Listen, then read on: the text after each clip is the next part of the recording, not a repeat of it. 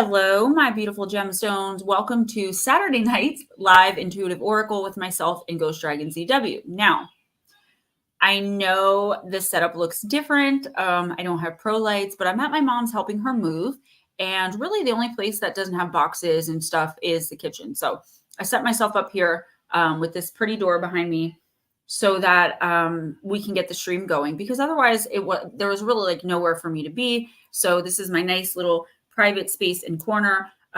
Ghost Dragons and I have already had some activity behind me, so we're going to just ignore that tonight and have a really great time. Lotus Girl, she says, I'm back. Thought it was last night, but I'm first in line again. Yeah, a lot of people did, because we've been doing it on Friday so much. And next week it'll be Friday again.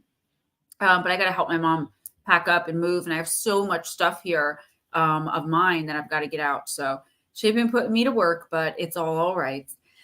At 8:30, I'm going to take just a quick 3 to 5 minute break and go help her with the fire stick and make sure RJ's sleeping and all that good stuff. Miss Cindy Norris, girl, you got me dying. Every time I wake up and I see those things, because they pop right up, I'm just like, oh my gosh, they just keep getting funnier.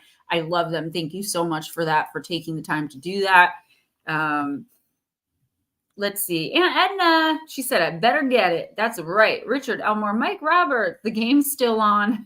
It just put me towards the end. Cowie Snyder. Paranormal Pixie, what's up, sweetie? Blue Crossroads. Blue Crossroads was driving. Got a new fancy pillow. It has a pillow top on one side, and the other side is a regular pillow. I don't get it. Isn't that just a pillow? What am I missing, girl? What am I missing? I'm excited about it. It's the little things for me, too. I get it. Got it from T-Mode's hotel pillow. I mean, it sounds cool. Oh, heck yeah. My girl just got several new tops, a couple dresses, and some pretty pillow covers. Quite a Temu haul, actually. I'm telling you guys, it's addicting. They have the $15 minimum now, though, which kind of annoyed me because, like, I don't have all this money to go shopping. And I'm like, well, if I just, I had something that cost like $9.98.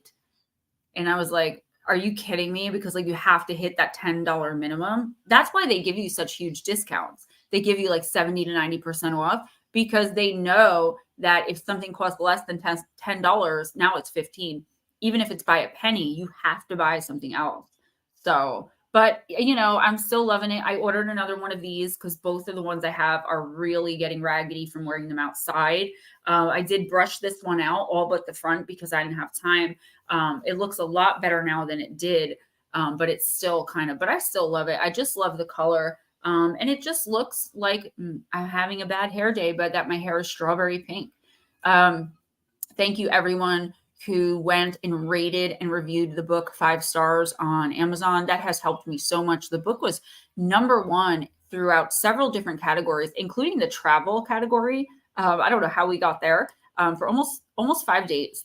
So that is really, really cool, especially self-published. I'm super proud of myself for that one. Melissa, Nicole, Raymonds, you guys are so sweet. So good to see you guys. Miss Smoochie.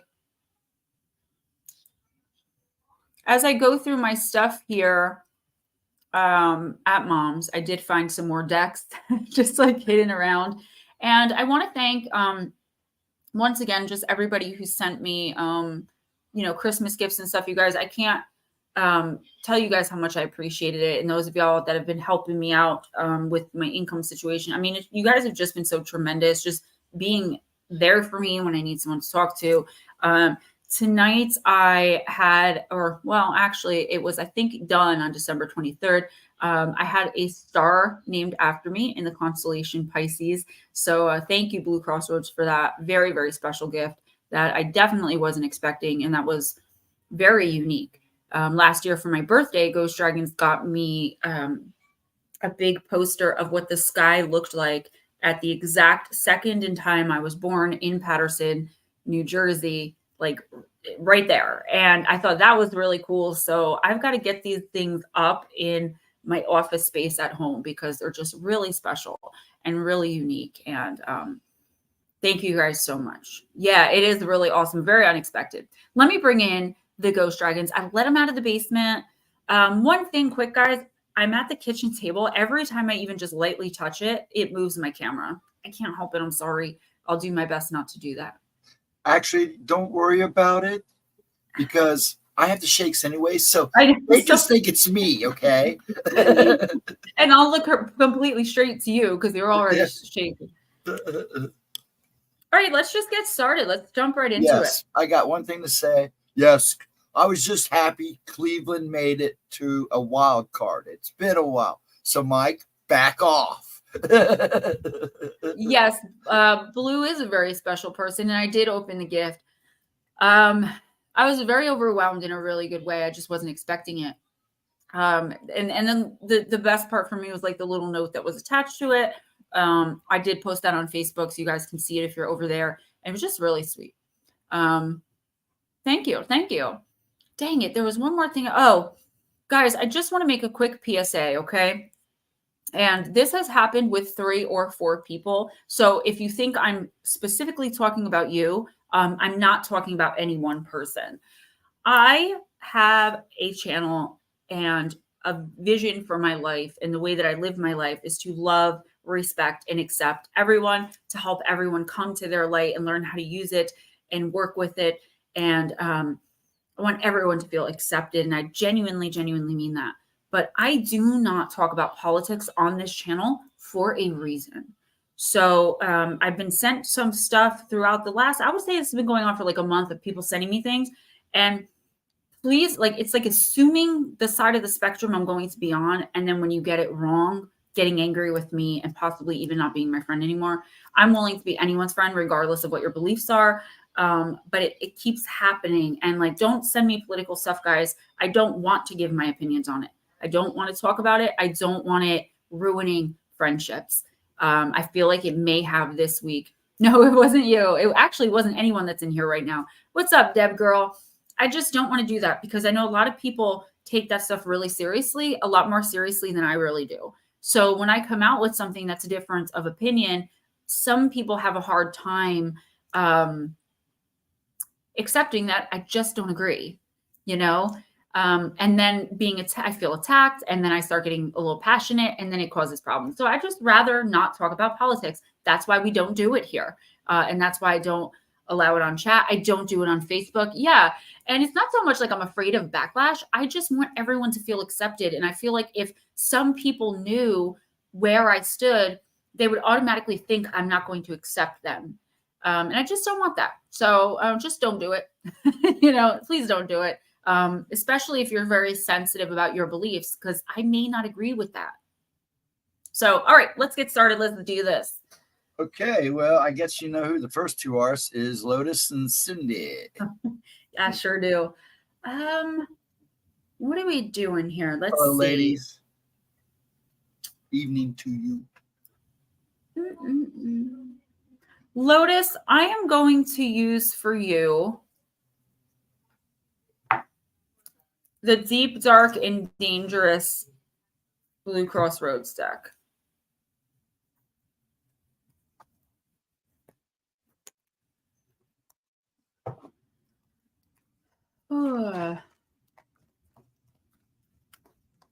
For political stuff.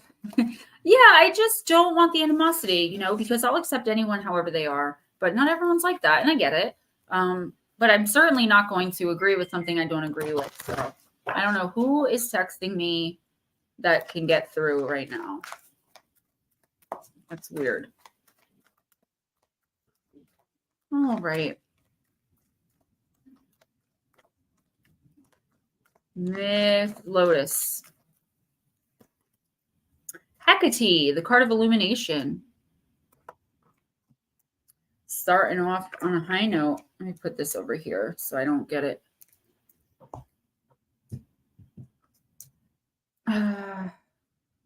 Only my kids have the oh. Yeah. I'm like, what's going on with my kid? It's my sister, Miss Tennille, who I'm reading for. So I just interrupted your own reading to check your own text. So I will definitely check it out, though, because it does sound cool. Card number 21. I'm like, the only people who aren't in here that get through my block are my kids. All right, Tennille.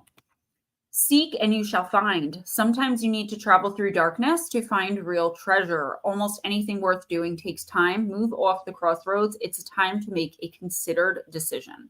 Keep your focus on your purpose and don't wander off the path. For a long time, the so-called dark goddess got a bad rap. People thought if a goddess was of the dark or looked a certain way, like scary, then they were evil or nasty.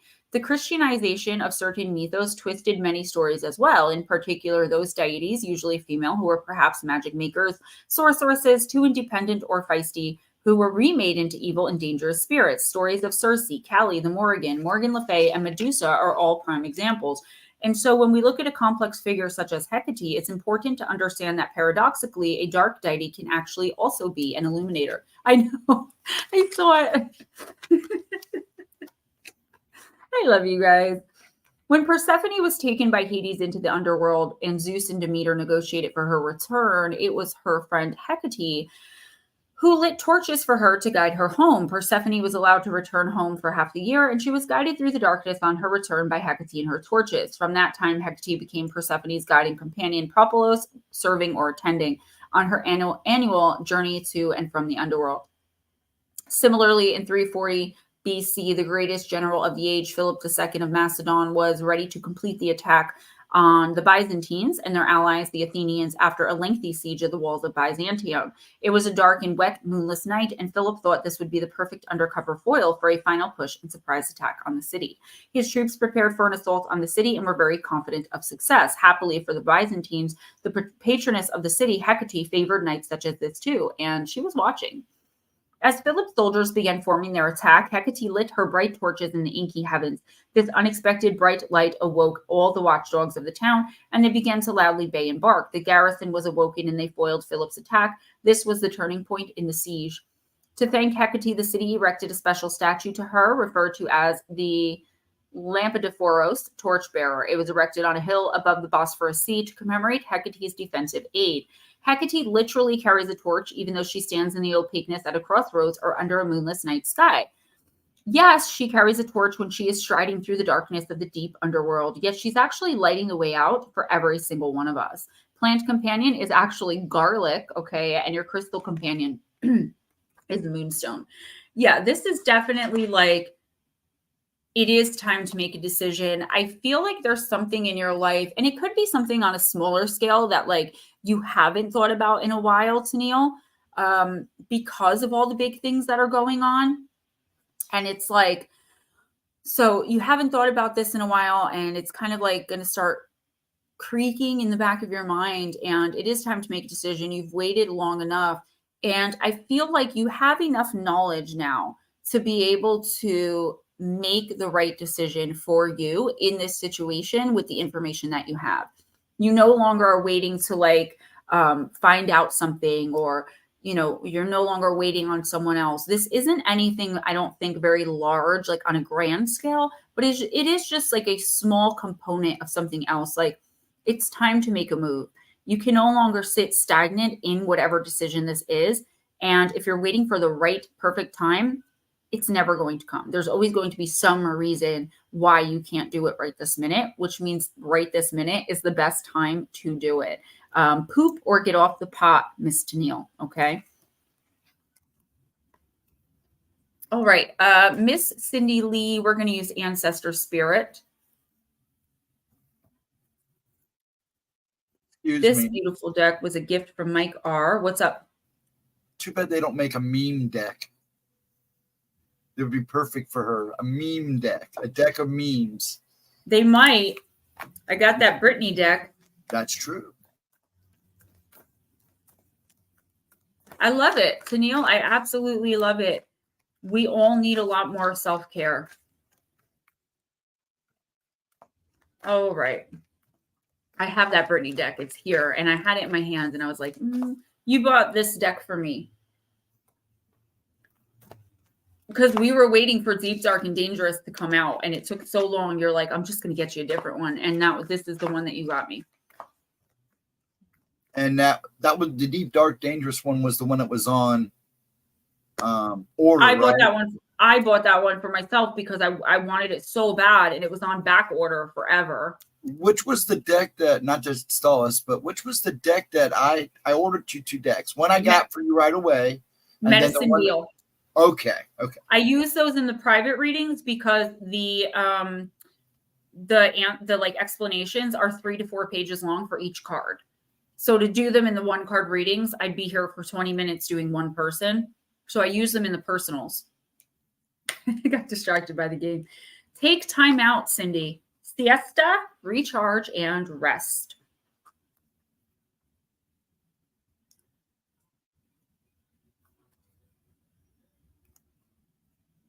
There we go.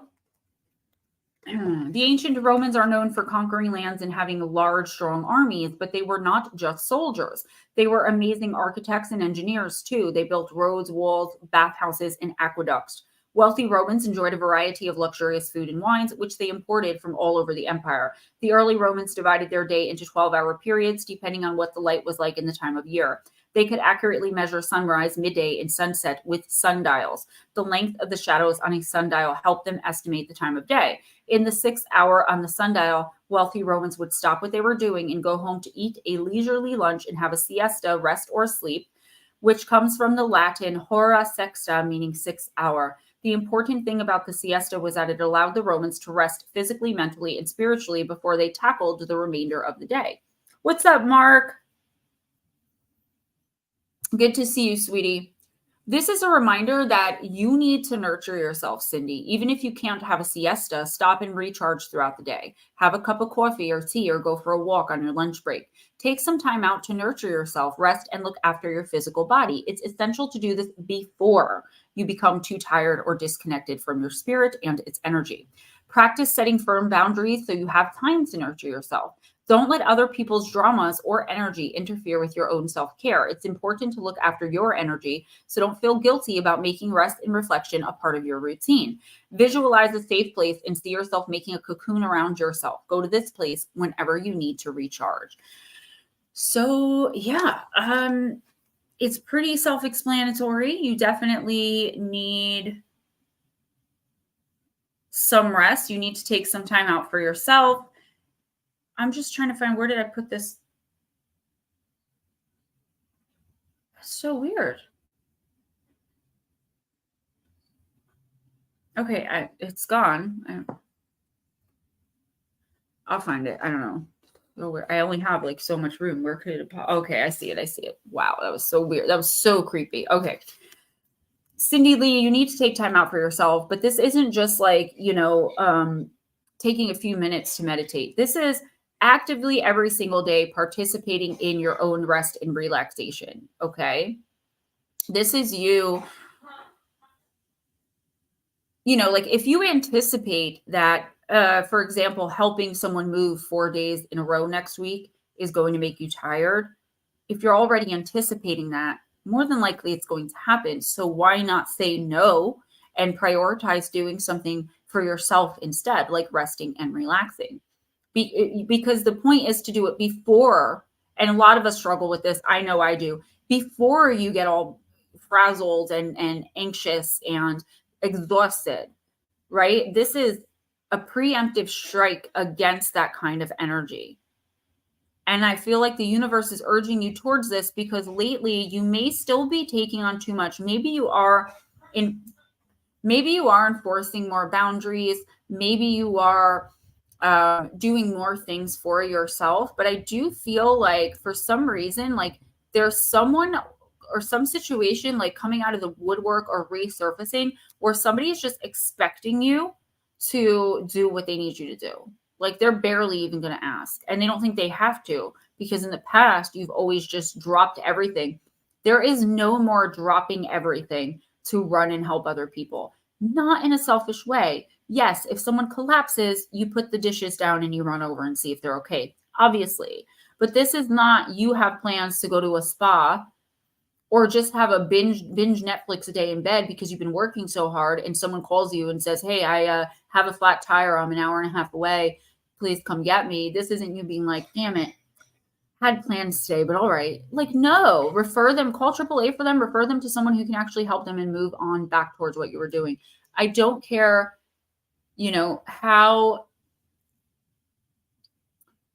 how bad other people try to make you feel or how indoctrinated you've been to make yourself feel bad about this. There's nothing wrong with it. It is taking care of yourself physically, mentally, emotionally, and spiritually. Okay.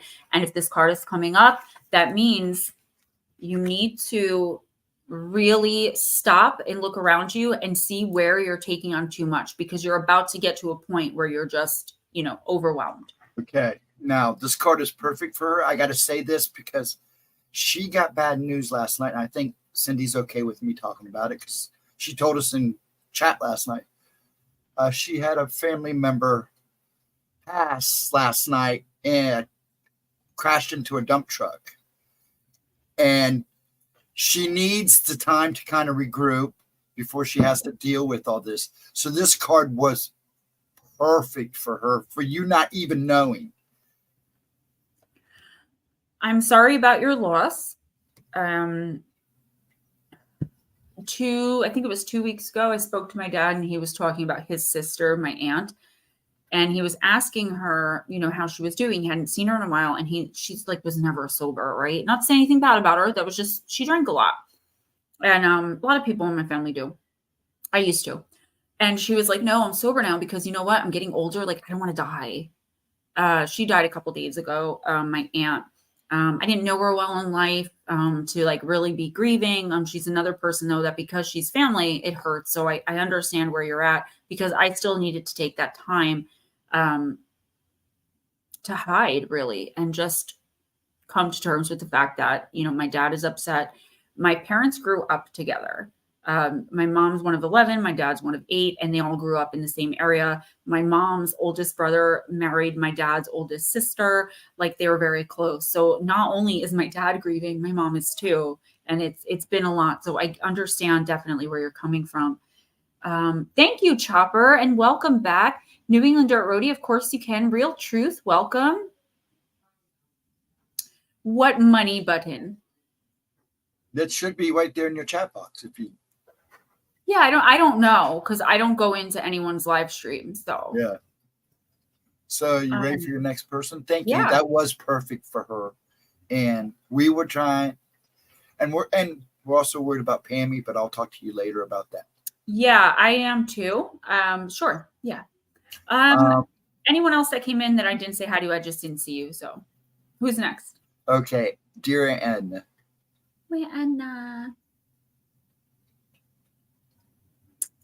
Being very choosy tonight because I do have some extra decks that I really hope your teams let me use. And I've got one over here, the Sacred Hags we're going to use. Just give me a sec. I'm keeping an eye on that corner. Right before we turned the stream on to start filming, a very large black shadow ran from where the hoodie is just into the wall. Like, I guess it would be this way. Just, scared me. Because I can't say it's not like scared, like, oh my God, I'm so scared. It shocked me because I was like, did that just happen? So got to keep an eye out back there. And I'm sure it will be good news. Your energy is very bright. Mark, I hope you're still feeling good. I was so happy to get a message from you the other day where you were just feeling good and you were, your energy was high. And but I have to say about you that regardless of where you're at energetically, you're always so positive with me. You're always so sweet. And I'm very glad to see you in here. And Pixie's father's having gone and have some issues too. So I want to keep her in your prayers too. I always do. Everyone who comes in here, I pick like a specific 2 to 3 people a week to light a candle for every week. And you guys are like on a rotation. Hey, Julie girl. I'm so sorry, you guys. There's a lot. For the beginning of the year, there is a lot of transitioning going on, all over. All right, Anna, let's see. Season of the Elders author.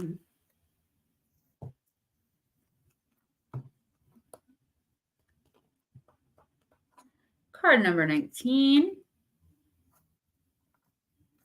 Ancestral healing. Yes, Blue Crossroads. I am so excited for you. I just feel like you're on to such amazing things. I really do. It's your time. And Edna, it's not easy, I know, to feel yourself as the living tension between your ancient ancestors and your beloved future kin.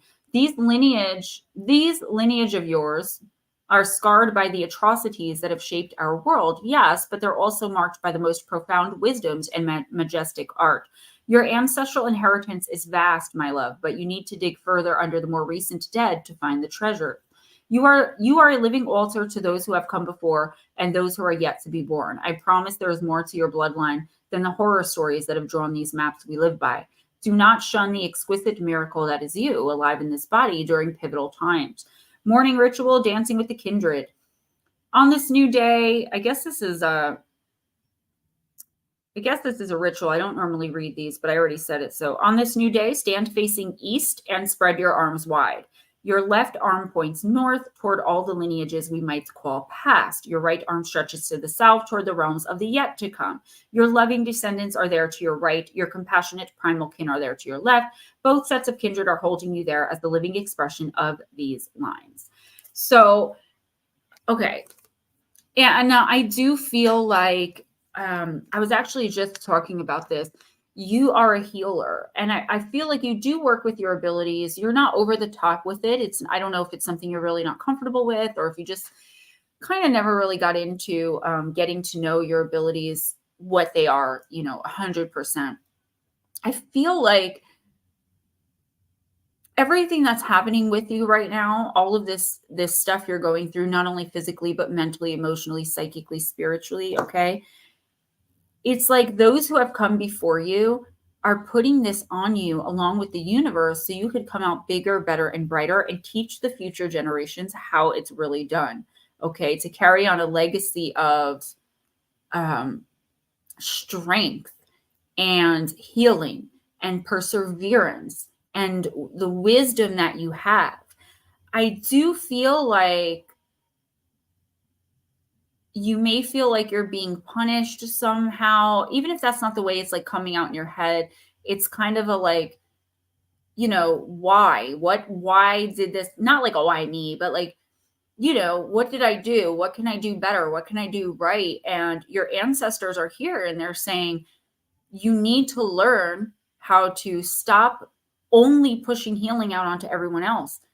The lesson that you need to learn is how to work that healing magic on yourself, whether that's literal ritualistic magic with a K, or whether it's learning by force, apparently, to take care of Edna first. Again, unfortunately, it's a lesson I feel like you had to learn this way because you just can't help but put others first. And this is the universe slowing you down for what's next, making you stop and smell the roses, making you take time for Edna. And I know that it's not, easy. And I know it's like, well, there are other ways this could have happened. But apparently the universe thought this was the best way for you. You are going to pull out of it. If you can focus that healing energy and knowledge that you would give to anyone else in your situation in your life, focus it inward, Anna. And I feel like you could do a lot more healing a lot more quickly. I have my sweatpants right next to me, guys. I just want to throw them on. I'm a little chilly. Carl, what's up, girl?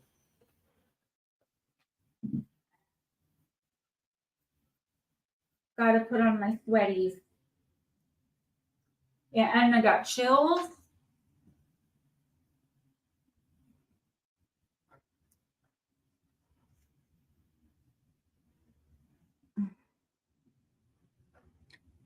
Yeah, I do think I'm right on point. I really felt that card for you. What's up, Carl girl? I don't nor I know there's a reason I put that deck to the side and don't use it that much because the messages aren't usually very clear and they're very short. But your team chose this deck. I happen to have it here tonight. So it's kind of like force. You are a force to be reckoned with when it comes to anyone else needing help and healing and knowledge and wisdom. But when it comes to you, you're like still trying to help everybody else. And the universe is saying, no, like you need to focus on Edna 1000% right now. And whoever doesn't like it, poop to them. Tell them to have a poopily day. I don't know what to tell you. Guys, my book, I can't help but be so excited about it. I mean, this book the sales are unlike anything I ever expected. I was just comparing them to like my other book sales. I'll do okay and it'll be cool. And it just took off. I'm so glad. And I think that's because the market was not saturated. People want more BEK. And I want you guys to know, as you read that book, whether it's on Kindle, paperback, whether you're listening to it on Audible, which I got it on Audible, to be honest with you. It's like, oh, thank you so much, Real Truth. What a way to start the stream. Amazing. Thank you. Yeah, YouTube is constantly changing things. And the problem is they only tell the creators, but they tell us in like a 45-page PDF. And I don't read those. And I don't go into other people's live streams. Chopper, no, I do not. No. So, not by my choice. Yeah. So I think that people want, and like, what I want you guys to know about that book is everything I said in it, I was able to back up as best as you can back up things like that. I interviewed people face to face. It took me over a year. So who's next? Richard Elmore. Richard.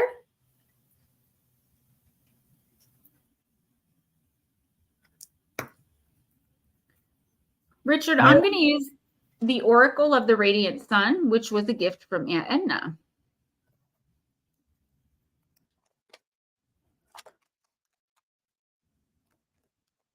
Paranormal Pixie, it was released to paperback on January 3rd. It's already out. Yeah.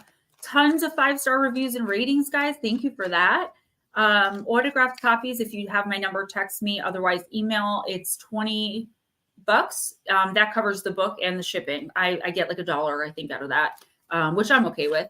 It came out, if you're talking about the companion book, Midnight Visitors, it's due to come out February 13th. That is not, I'm not really superstitious, but my guides told me that, like, don't do that, not that day. And I think I know why. I've had several people pass on that day. It's just not a good day. And I'm already almost done with it because I know you guys want more. And so the Black-Eyed Kid book is called Danger at Your Door. You might be looking at Midnight Visitors, which is available, the pre-release. So I can go in a little later when I take the break at 8:30 if you can't find it. I will drop the link in the chat. I have it on my phone, so I'd have to go in and do that. So let me know if you have trouble. Midnight Visitors is the companion book of Nothing But Encounters. The book itself is called Danger at Your Door, Encounters with Black-Eyed Kids. Okay. Oh my gosh, they're falling all over the place. All right, Richard, give me a second because like 15 cards came out and we only need one. Thank you, Melissa Nicole. Yeah, it is a little confusing. The covers look exactly the same, but we did that on purpose, or I did that on purpose. I think they look great.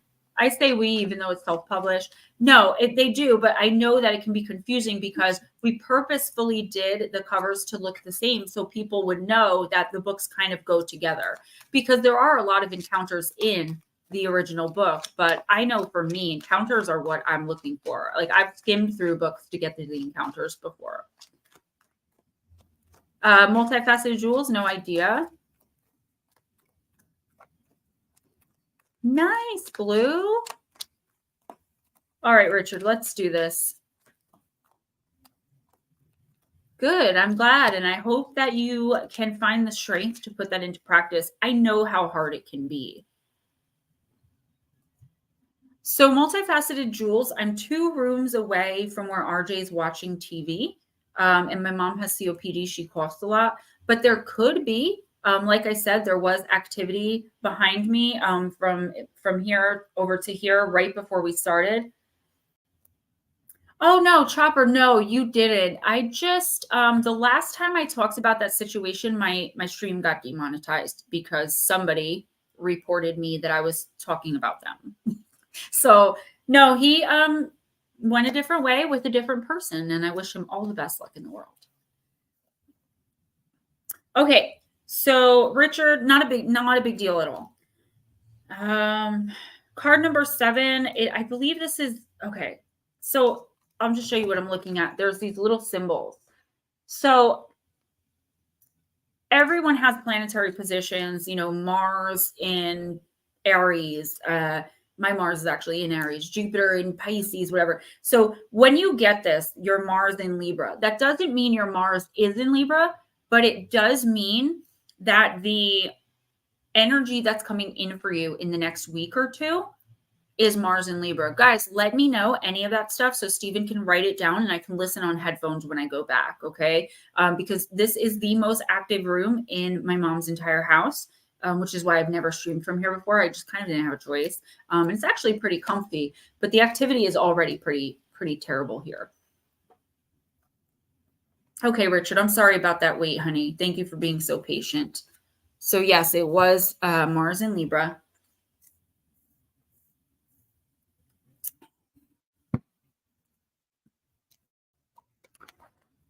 That's why I warned you guys in the beginning. I was like, just so you know, there might be a lot of activity tonight. Oh, that's okay. Chopper, it's just good to have you back. Libra is the opposite sign to Aries, the natural sign of Mars. And so this planet sign combination always brings with it strong mood swings. Richard, people with this aspect focus a great deal of energy into cooperative and partnership work. They appreciate the company of energetic people and throw themselves into group projects with enthusiasm. They play by the rules and expect the same from others. The competitive nature of Mars combined with the diplomatic qualities of Libra means that the people this card describes probably enjoy a good argument to release pressure. Though they like partnerships, Mars Librans do, however, unconsciously see themselves as the boss on a competitive level. They tend, in fact, to pick themselves sparring partners. As long as their chosen ones know the rules of the game, all is well, but if they don't, the ride may be a stormy one. As with all matters of the balance, once the scales are tipped, there will undoubtedly be a great deal of swinging back and forth in every activity these personality types embark on. Many Mars Libra actions are taken on impulse where they concern others, and people with this planet sign aspect must be prepared to make a few grand mistakes. Tact and diplomacy may come a little harder with the red planet in this sign, but are most likely to succeed in the long run. When this card appears, it always indicates a difficult choice needs to be made. A deliberate change of direction, a business merger, choosing between two partners, or diverse business options. So, okay. Yeah, guys, this room is really active. I tried saging it. I had some palo going and I lit a jade candle, a sage jade candle. It was the best I can do. So that's why I warned you guys, if you have blocks that you put up, please do that. I should have said that from the beginning, but I really didn't expect you guys to pick up on so much of it. You guys are kind of dealing with, on a very small scale, what I deal with every week at my house. So that's why my voice is a little bit lower.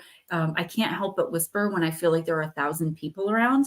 And it's weird. Nothing here that can hurt you guys, though. Okay. So there's nothing here that's very negative, dark. There's some lower vibrational shadows hanging about, which is, I think, where the whispering is coming from, but nothing that can hurt you guys or attack you guys in any way. So, okay. Richard, again, I ramble. So here's the thing. Thank you, Miss Pixie. I do feel like you have a difficult choice coming up, and I feel like it's going to be, honestly, a matter of pride. I don't feel like you're the type of person that walks around, ruled by ego, but I do feel like something's coming in the next week or two where you may have to swallow your pride and you may not like it because it may not be fair. There's something going on here that I'm seeing, Richard, where you have to make a decision between the devil and the devil you don't. Right? They're both devils. The lesser of two evils is still evil. Two evils. They're both evil, right? And I feel like it's that type of situation. And there's no way you can get out of choosing. If you decide not to make a decision, the universe will choose for you, and it will be the worst option of the two, or 10. It'll be the worst possible option. And the reason for that is because the universe is testing you with this, feeling like you've learned enough lessons that you should be able to, even if you don't do it easily, still be able to quickly and smoothly and with as less damage as possible, make the quote unquote right decision. This is between a rock and a hard place, Richard. I don't envy you, but in the next 2 weeks, you need to have this decision made or the universe is going to step in. And again, the worst of the two is going to be your penance, kind of, right? That doesn't mean you have to like that you have to make this decision. It doesn't mean that you have to get along with everybody involved. You can begrudgingly go along with this as long as you're not rude or unkind, letting people know like, hey, I don't agree with this. This is just something I had to do. I don't know why you would have to do something. It's just a weird situation. I just don't see you being able to back out. I feel like you would lose a great deal. So I feel like you could back out, but you would lose so much that for you, it's better to just pick one, go along with it, and get it over with. And the universe is telling you that is exactly it. You are not going to be punished or penalized either way because you're making the decision. Who is next? Okay, Mike Roberts. Boo, Texans. Oh, sorry. I'm sorry, who what? I said boo, Texans. That's who Browns were playing. He's going to give me a hard time. I just know it. All right, Mike, I'm going to get the shaman's dream for you. Guys, don't forget, personal intuitive oracle readings for February are $20 to my PayPal or Cash App. Autographed copies of the paperback version of any of my 4 books, $20 through PayPal or Cash App. And donations are also available through PayPal and Cash App, and Super Chat and Super Sticker. All right. I didn't take that card because these have a reverse and I couldn't, it fell like straight up. So there's no reverse for that. She's in Houston. Yeah, and anything's possible with all of this energy. I feel like it's agitating. This house has been nothing but bad news, and my mom calls it a curse. And it's not that serious. It's just this area.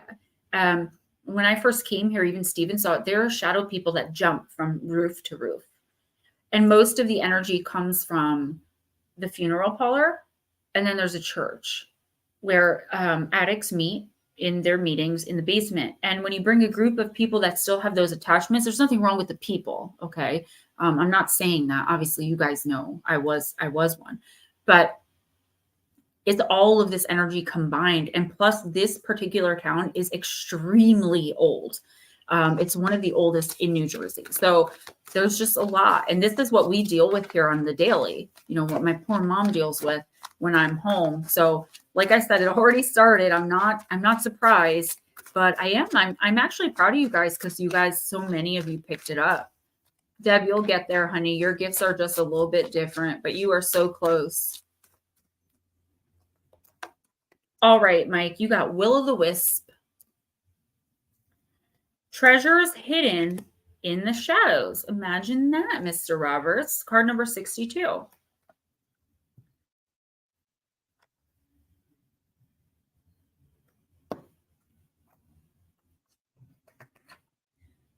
Come on. Okay, Mike. The great mystery and epiphany. Will-o'-the-Wisp hovers in her luminescent glory above the twilight moors of your life, whispering for you to step into the fog, into the mystery, and into the unknown. You may have been visited by her before, but though intrigued, you refused the invitation. It would be safer you decided to remain on the journey you already know. While you always have a choice as to whether to follow her or not, you never know when you might encounter her again. In this sense, turning away has its own consequences. Why is the known so appealing to you? It's only when you wake up to its restrictions, its soft prison or golden gilded cage that you realize there has to be more than this. Will-o'-the-Wisp has come to you once again to offer you magic, but you'll have to sacrifice certainty in the pursuit of adventure, your comfort zone for the dangers of discovery, your well-trodden path for the detours that may very well lead you astray. Or will they? Mike, can you accept that losing yourself will bring you closer to your true self with a capital S? The profound shift of an epiphany can occur only when you risk the detour and enter the unknown. Now is the time to trust higher forces to lead you into this place, these worlds hidden at the threshold between what was and what can be. Here is where you will learn about your own unmaking, to unmask yourself, Love what you discover, dark or light. See it all as divine and find a quiet, thrumming power waiting for you to channel it into the world for good. The treasure you find, filled with the wealth of love and kindness, true prosperity, is ripe to share with others. She is here for you now. Will you accept her invitation? A great bounty of goodness awaits you. After Mike's reading, please remind me to show the new merch. We're going to be doing an unboxing of all the new merch. Arisha is a flippin' genius. She did all these new designs all on her own. And she's sending them to me as soon as she gets them done. So I want to show you guys the design. I'm so excited. Okay, Mike, this has to resonate, dude. I mean, this is you being like, okay, I know I've got to get away from this. I know I've got to get out of here. I know I have to move on. I know this isn't meant for me. I know there's more. I know I deserve better. I know. But it's more comfortable here. At least I'm paid attention to sometimes. At least I'm good for something sometime. This is my comfort zone. I'm not judging. I am not judging. But I will say this. The universe is offering you on a silver platter another chance here. And again, I'm sorry about the shaking. Every time I move, it happens. I'm sorry, guys. The universe is offering you on a silver platter another chance to get out. To get out of the toxicity, to get away from the trauma, to just move on. But the universe isn't going to show you everything. You're going to have to take chances. You're going to have to trust that where the universe is leading you is where you are meant to be. Because as soon as something scary comes up, we all go into the habit of running back to our comfort zone. But I feel like you've done that so many times that you're ready now. And I feel like the universe knows that too. Like if you get offered a job in, I don't know, Texas, maybe a year ago or 6 months ago, you would have been like, there's no way I can't do that because of ABC. Now, if you're offered that same job, you're thinking, you know what? Opportunity doesn't knock twice. I'm going. And I'll figure out the finer details. Once you make the initial decision, the universe will help you figure out the details. You can't ever look at things from a place of lack. So it would be like, well, how am I going to see my son if he lives in Illinois and I live in Texas? That's not something you worry about. You take the leap of faith and then you ask the universe afterwards, how do I get Xander here? That is an extremely hard concept to understand. And it's also an extremely hard concept to put into action and make a reality in our lives. So it's up to you. It always is. So Kushi, welcome. And I'm not a psychic. I am a medium and an oracle. So I bring in personal, like people's spirit teams to answer personal questions for them. And what I do here, I do that for private readings. What I do here in this stream is I pull one random card from a random deck that the person's spirit team picks, and I tell them generally what's going to be happening for the next 2 weeks in their lives. And there's a disclaimer and a lot of information about what goes on in this stream right in the description box. If you'd like a card, I would love to read for you. Just let us know. Who's next? Okay, Miss Pixie. Deb says, that's exciting, Mike. You know, it really is. Because a lot of the time, the universe will see we're not ready for something. And then it's not like the universe abandons us, but the universe allows us to kind of, you know, you made your bed, lay in it for a little bit. We'll be back when we feel like you've learned the hard lessons. And this is very quickly after you ran back to that bed, not literally, but you know what I mean, that they're offering it to you again. So there has to be something big here. Thank you, Miss Pixie. I would have forgotten. So of course I'm going to show you guys. You're so welcome. Thank you guys. You guys are the amazing ones. Of course I'm going to show it to you when I get it on the shirts and everything, but I just, this woman is a genius. Arisha is a genius. Okay. So I'm just going to run through. Here is the new dragons, and I know there's a little glare. It's Let the Dude Out of the Basement. Look how bright that is, how it pops out with the background. And then you can see here, this is all done by Jive Creations, guys. Let the Dude Out of the Basement. This is on the black t-shirt, or I think tank top. She's going to let me know all that stuff too. And where's on the, Okay, yeah, so there's that. And then there is this. This is the new front. I know it's hard to see. Like I said, I'll show it to you guys again. So it says Paranormal YouTube. It's like the mirror image, a new image of me. It's got the oracle cards. But then the back, it's got my books, In a World Full of Chaos, Be a Gemstone. She's just so creative. Look, my books are there, like so creative.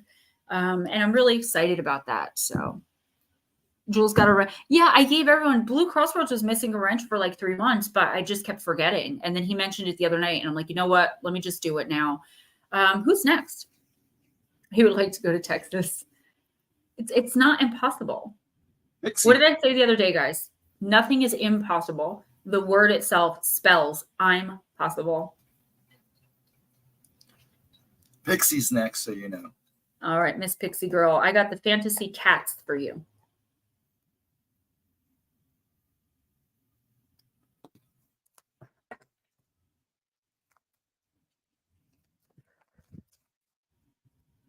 Oh, hey. What happened there? Oh, some of them have a different back. I thought it was the front. Yes. I found these decks. I have like 20 decks here that I forgot all about because I have so many. Okay. Miss Pixie Girl. Meow. Meow. Wow. I don't know.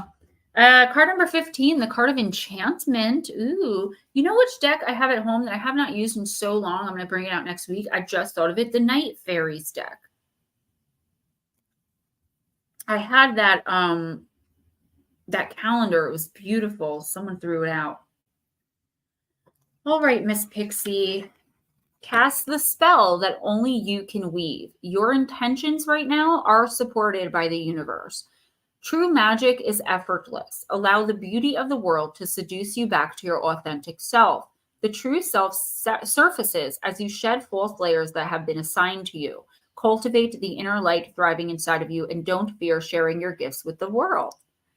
I've been telling you this. The answer was in you all along. Make magic and tend to the sacred fire of your soul. Weave enchantment with every gesture. Allow the universe to support and encourage your every move. Shine like a beacon for those who have lost their way. Dream the world into existence the way the world has dreamt you. Nothing happened by accident, Lara. Allow the magic of the cat to envelop you. You are the cat, and the cat is you. There's no difference. All things are interconnected. This is the secret of all magic.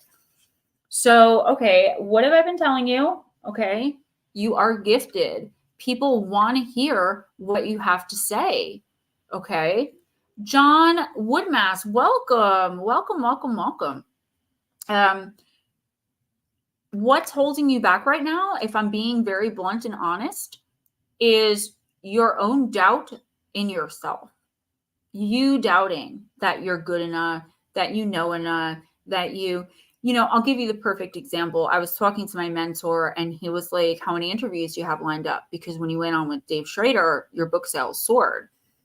And I said, well, I'm going to go on Pit Chat, and I'm going to go on with my friend Doug in February. And he's like, well, what about people who you don't know, whose show you've never been on? Big, huge channels and podcasts. I said, well, what do you mean? I said, I can't do that. And he's like, Gemma, he's like, you have validity. He's like, you're a best-selling author 2 times over. You've been on YouTube for 3.5 years. You know what I mean?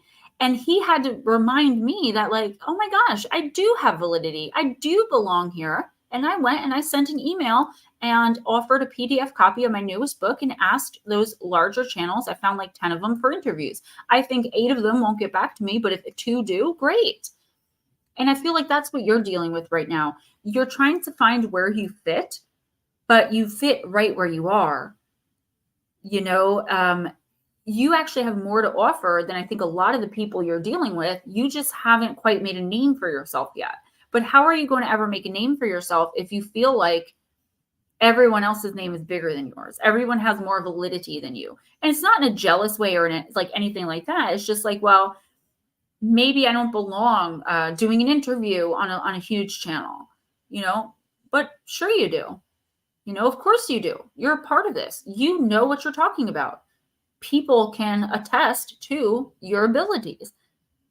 You have mentors that are very high up in spiritual departments, I'll just say. You have validity behind you, Lara. You just have to start believing in yourself the way you believe in everybody else.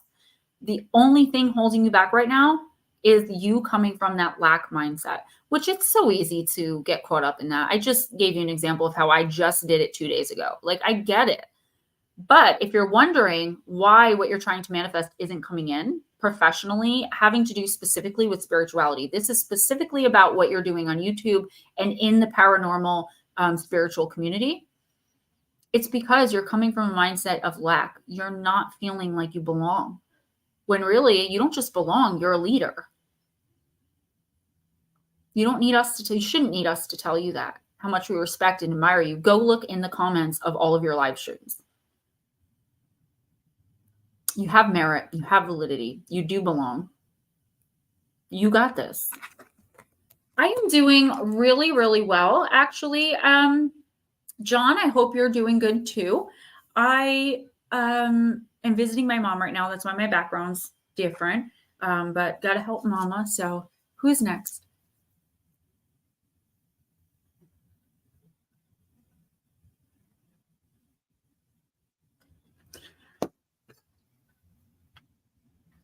You could see the moment he realizes that nobody can hear him.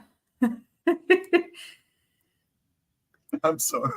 It's okay. It's become a routine now. It's a running joke. Yeah, it really is. Thank you for coming back. I enjoyed having you in the stream. I'm sorry you came in just as we got ready to sign off. I didn't hear anything you said. So when I asked who's next, Blue is next. Oh, great. Yeah, Pixie, and I get that too. I think especially when a lot of people outside of the community don't understand what we're doing.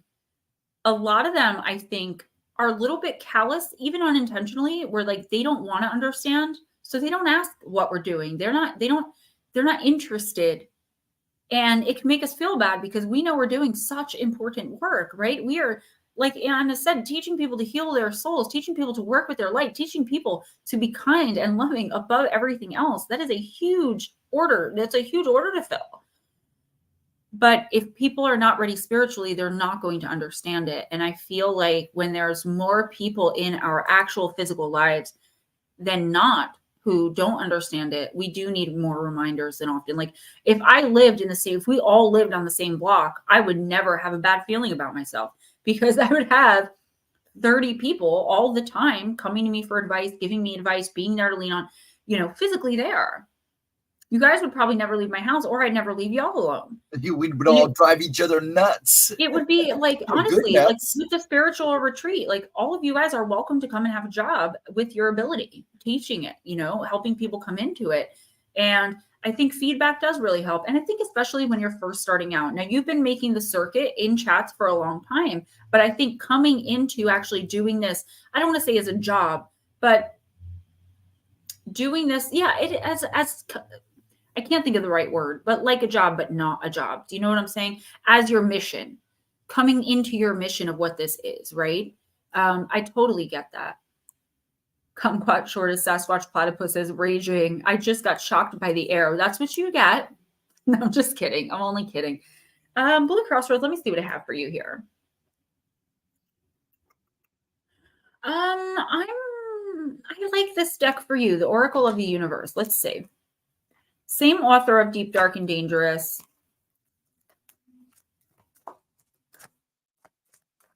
I know it's beautiful. And it came in a frame that I can I was actually thinking, where would I hang that? But I don't have to. I can put it up behind me. I'm going to be cleaning now that I have some extra time until my next contract comes in. I'm going to be cleaning out some of the spare spaces and just getting rid of like the storage and the junk and stuff. And turning a spot into my own. And those are the types of things I'm going to be hanging in my office. So I could be reminded. That was a beautiful, beautiful gift. I couldn't believe it. It was just amazing. And, all hail the queen. You all are just tremendous. The way you show up for me, the way you're always there, the way you're patient and understanding with my weirdness and awkwardness all the time. It would be nice if it became my career. That was the word I was looking for. A way I can use my skills to help others and help supplement our income. You can, if I may make a suggestion, get a laptop and start. You can do it on my channel, but get a laptop, maybe start a channel. By the time all of your friends in this community push your channel out and share your link, you should get 1,000 to get monetized in no time. Now, monetization doesn't bring in much, right? But you'll get donations. You can do giveaways. You can do readings. And I know you don't like charging for readings, but $20 is not a lot to charge for all the energy and time that goes in. And I'm not trying to convince you to do that. I'm just saying there are ways you can make a living with this. I have no income right now, not a dime, except what comes from YouTube and you guys. And guess what?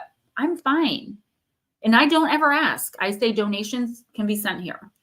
The universe will provide. It's what you're meant to do. I know, Tennille. I just knew that, like deep down inside. I didn't want to ask. I was waiting for you to tell me, but I love it. And once I get this, I'm getting this retreat.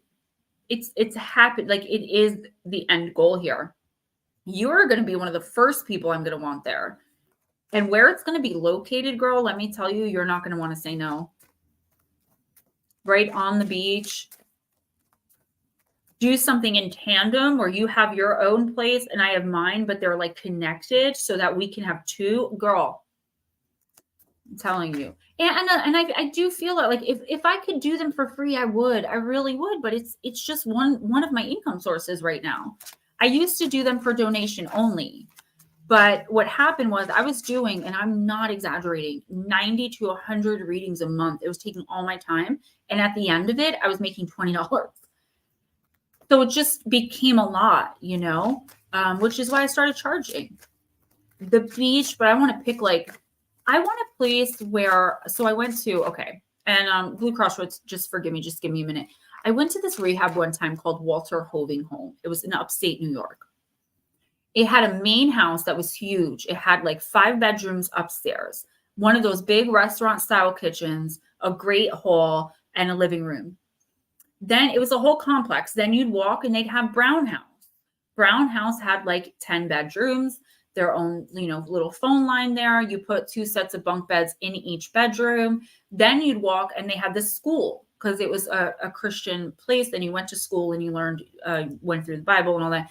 They had this school.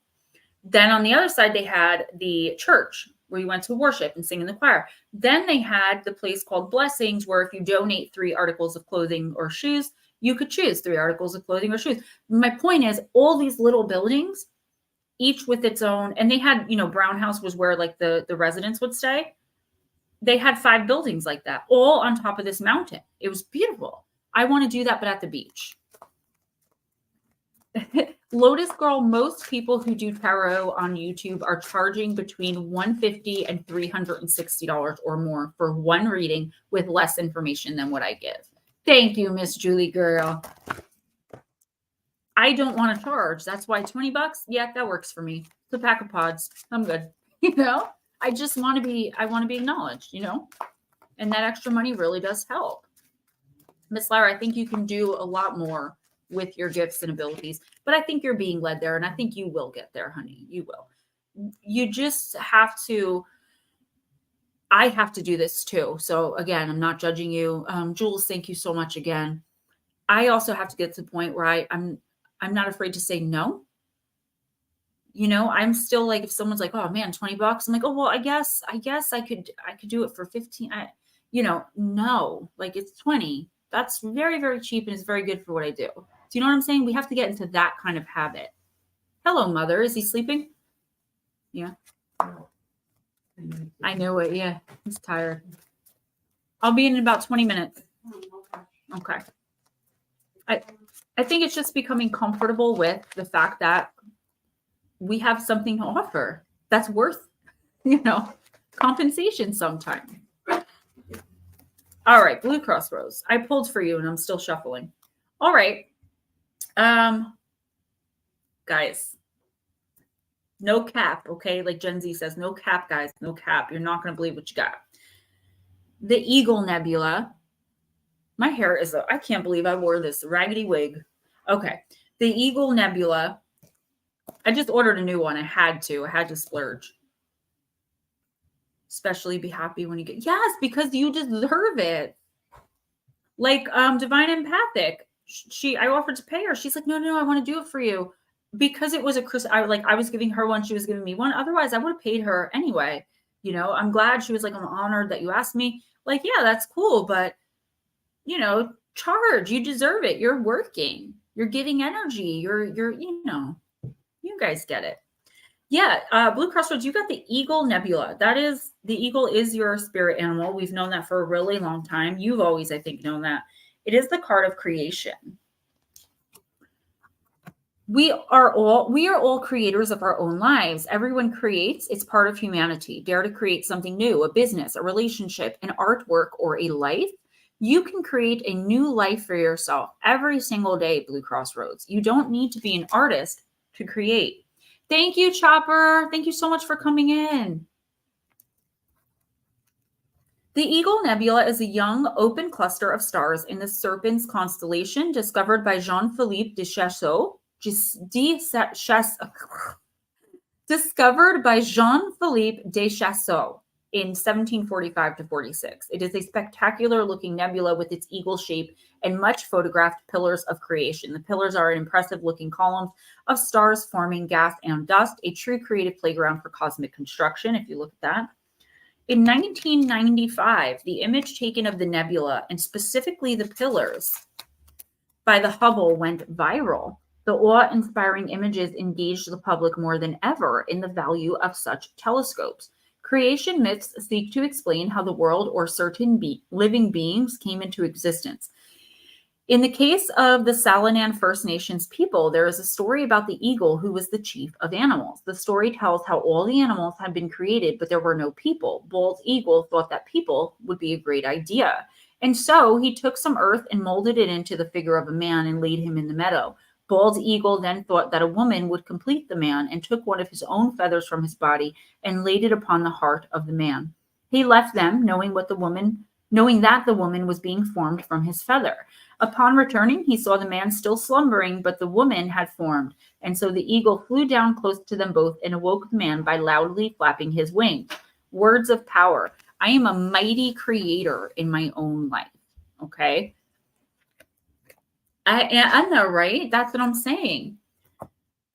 I feel like this is you coming into your knowledge of manifestation, right? We were just texting about this. Manifestation and really understanding that red dot of reality I've been loving to talk about because I love that analogy.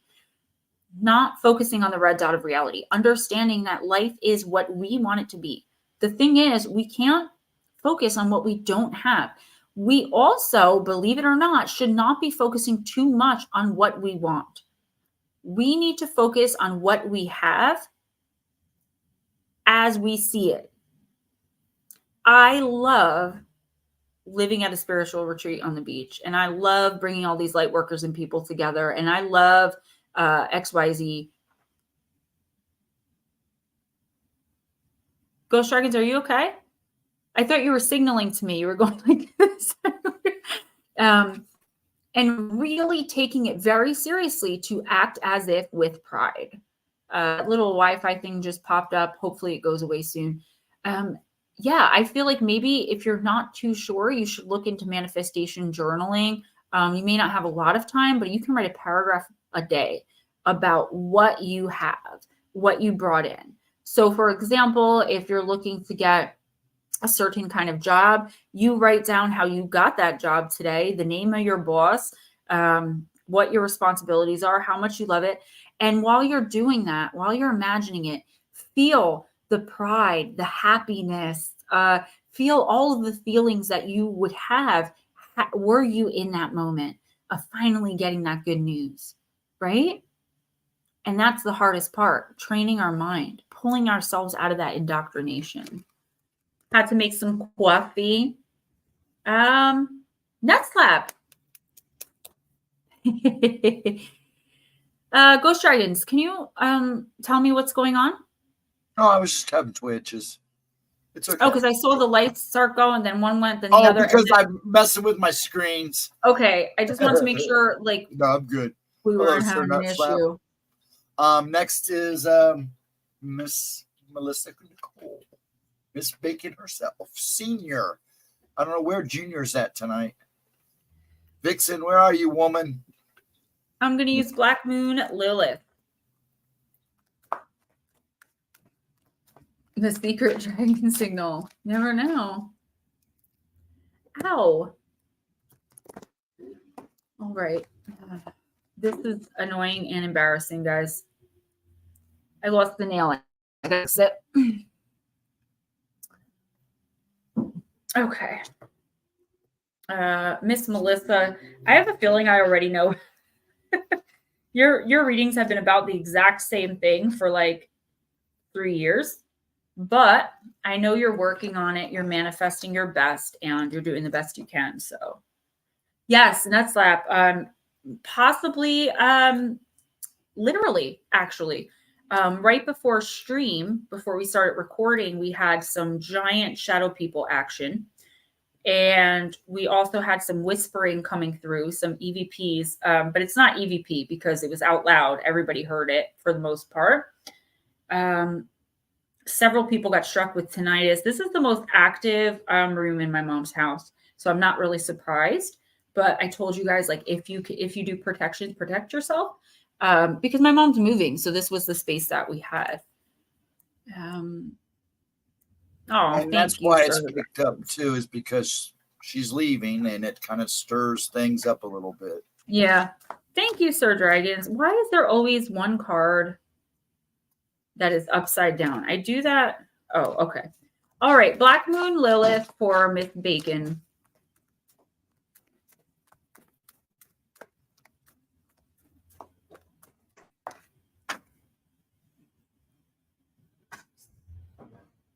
Ooh, no. I don't like Malamars.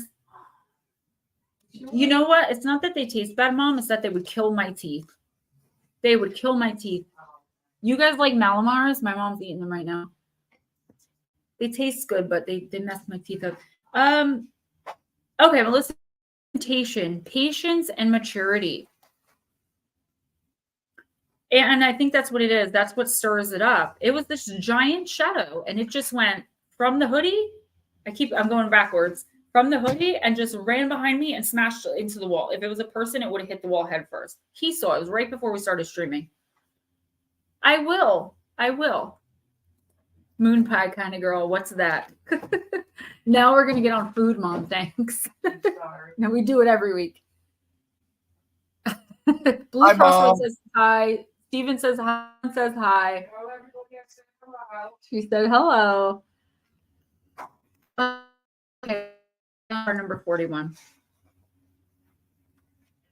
Melissa, I'm only just doing yours now. That's how long it took me. Patience and maturity. Patience is a virtue and extremely powerful to practice as an alchemist. Change doesn't happen overnight. When the fermentation oracle card shows up, it's time to pause and allow the universe to create your soul's purpose. Allow wisdom, time, and maturity to develop around your newfound spiritual goal and identity you're stepping into. This could be by signing up for an astrology course, taking an improv class to develop your presence and confidence, or seeking a mentor to learn the ropes of a potential career. Soul alignment requires repetition in order for it to become second nature. Now, I'm going to do something I don't normally do, and I'm going to stop in the middle and give you what I have so far because it's coming in very, very strong. It needs to be said. Melissa, you have lost your own purpose. No judgment, no indictment. It happens to everybody. But you are on the precipice of returning to your soul's journey. The thing is, you've had so much trauma in the past few years, or for however long, maybe a lifetime of it, that you forgot your purpose. Your soul never did.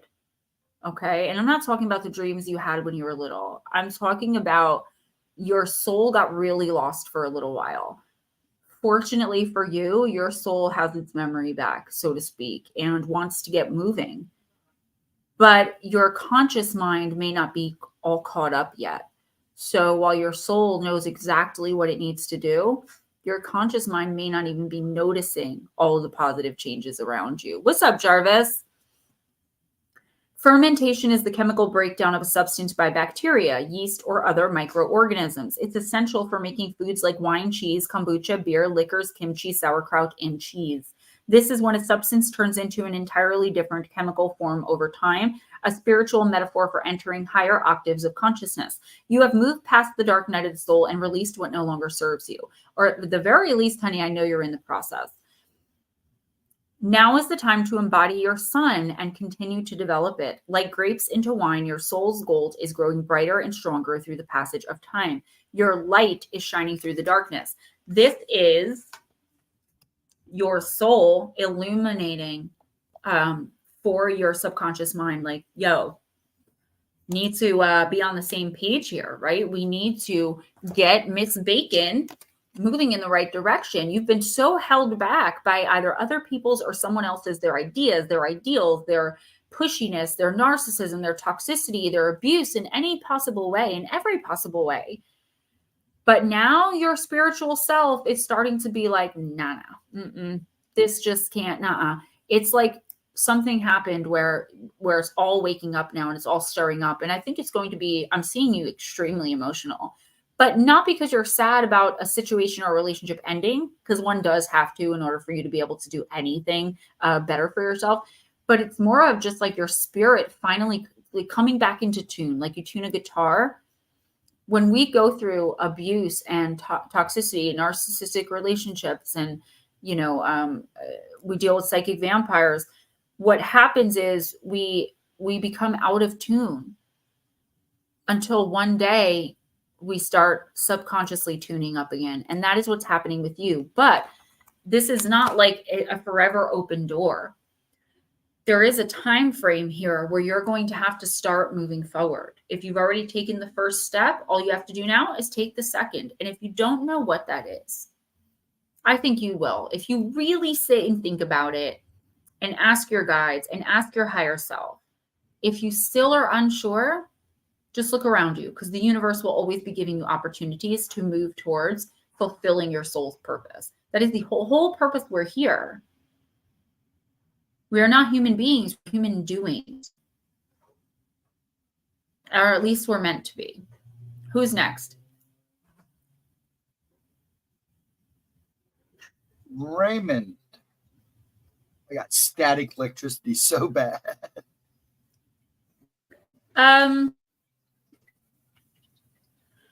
Jules, do you have any sage, holy water, or even just a cross?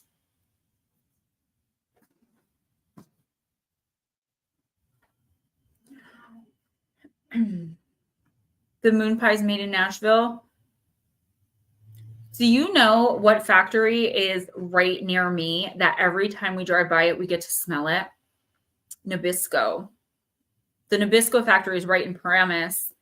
And Markel, the big paper products company that sells like the toilet paper and service towels, they're located in, I think, either Elmwood Park, I think, by Patterson.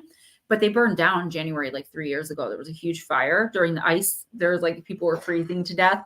And then Markel burned down. But those are the two. And we have Coca-Cola as well, but I don't think we're the only Coca-Cola. But sorry about my screen shaking. Okay. We had Wonder Bread up the street from us. That's where my dad worked. Mm-hmm. And the bakery was there too. And all day long, it was like you go down on campus, all you could smell was fresh bread being baked. Oh, it smells so good. Day. We have tons of Entman's factories, and a lot of my family, like some of my family have worked for them. And my church is actually one of those old Entman's factories turned into a church. Yeah, it's really cool. And I remember my ex-boyfriend, he did the lighting for that church. And I remember him being like, this place is going to be all scam. Like, and within 3 years, he was led to that church and led me to it. And I led Ray to it. And it's crazy because in the beginning, we're like, what a scam. It's a cult, Okay. Melissa, I hope so, but I hope that you're making, taking those steps for your sake, because you're on the precipice of really, really moving forward and finally starting your life, alchemizing all the pain, the torment, the misery, and understanding why you don't need that. Ain't nobody got time for that, especially Miss Bacon.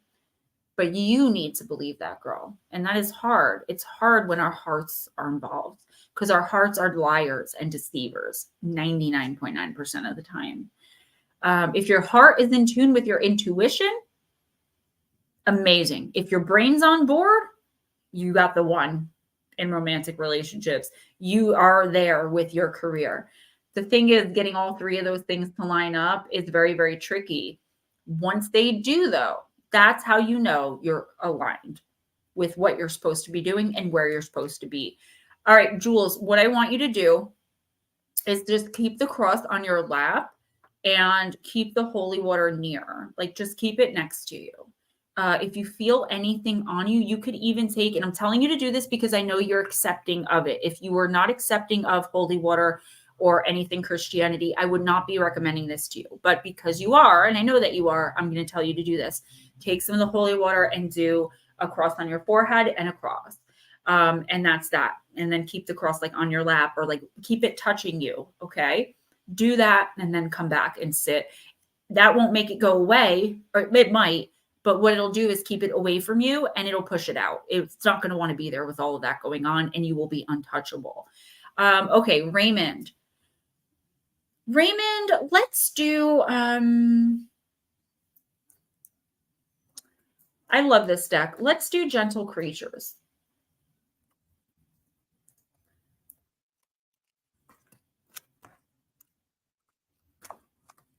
Markel. Yeah, I can't go like on that part of the highway because it would lead into Patterson and I would be really severely triggered. But that's awesome if they did. I would love it because it's like a part of my childhood. I remember when my mom and dad would take us to like McDonald's before they even built the highway over by where we lived. We would have to drive past. And I remember I didn't know how to read. I'll never forget this. But when we drove by, it had a bright neon pink, neon green sign. And I would always know we're almost there because Markel. And I blew my dad's mind one time because he thought I actually read it. And I was only like 4 years old. But I had heard him say it. And then I was like, we're by Markel. And he's like, and I was like, yeah, I know how to read. Okay, read this book. I don't feel like it, But that's how it's like a part of my childhood. All right, Raymond. First box of Malamars were sold in 1913 in Union City. Yeah, because whatever's in your house didn't want you to hear my message to you, Jules. That's why. Please do it immediately. Yeah, West Hoboken. Well, there used to be a West Patterson. Okay, that was 2 cards. Can I have 1, please? And it's not called that anymore. Now it's called Woodland Park. And there used to be a West, an East Patterson. So West Patterson is Woodland Park. And there used to be an East Patterson, but that's now Elmwood Park because nobody wants to be associated with Patterson now. But Patterson back in the day, we have the Great Falls. And it was a really booming industry town specifically for silk because the power of the falls would generate enough energy for the industrial factories. I know my history. All right. I'm a professional. Raymond, you got turned back. I also was listening to make sure RJ was okay. He was coughing.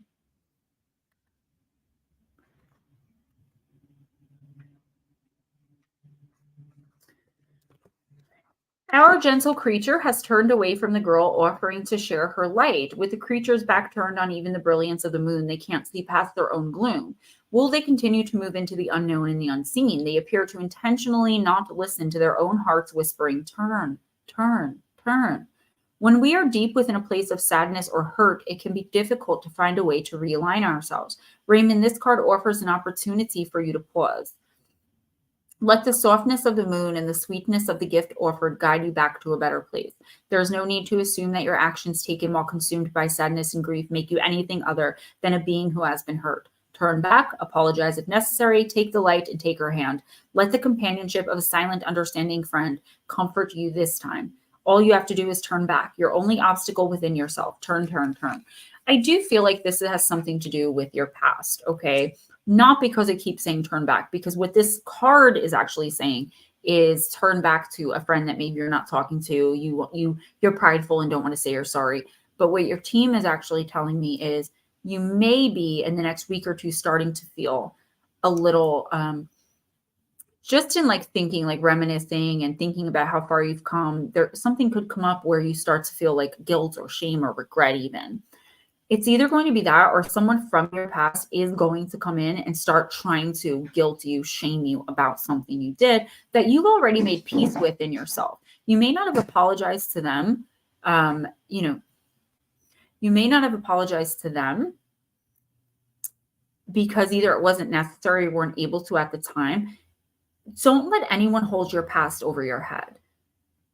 I feel like I know for a fact, everybody has things we cringe when we think about that we did that. Like, I can't believe I did that. Nobody doesn't have those things. So why should you be any different where someone's trying to come in and like, you're doing so well. You're so aligned now. You're so bright and energized and just shining your light out there and living your best life as best as you can right now for everything you've been through specifically. So for someone to think they're going to come in and be like, remember that time 14 years ago? Like, no, like, we're over this. We're not doing this. Ghosting is perfectly acceptable. You don't owe anyone an explanation. You don't owe anyone closure. I'm sorry. People tell me all the time, like, you talk about kindness and love and dignity, and then you go and tell people to ghost others. Yeah. If somebody's behaving this way, boy, bye, girl, bye, bye, bye. It's not for you to try to understand their bad behavior unless you want to help them and give of your time and energy. But another thing I just got is like, is it going to be worth it? Is this person worth it? Probably not. You know how you can tell if they're worth it, Raymond? Would they do it for you? Don't let the past get you down in the next week or two. I don't know exactly what's going on here, but something with your past is trying to drag you down, dim your light, and pull you 10 steps back. Please don't let that happen. Next is Dear Smoochie. I'm going to use Fairy Forest. Another oldie but goodie.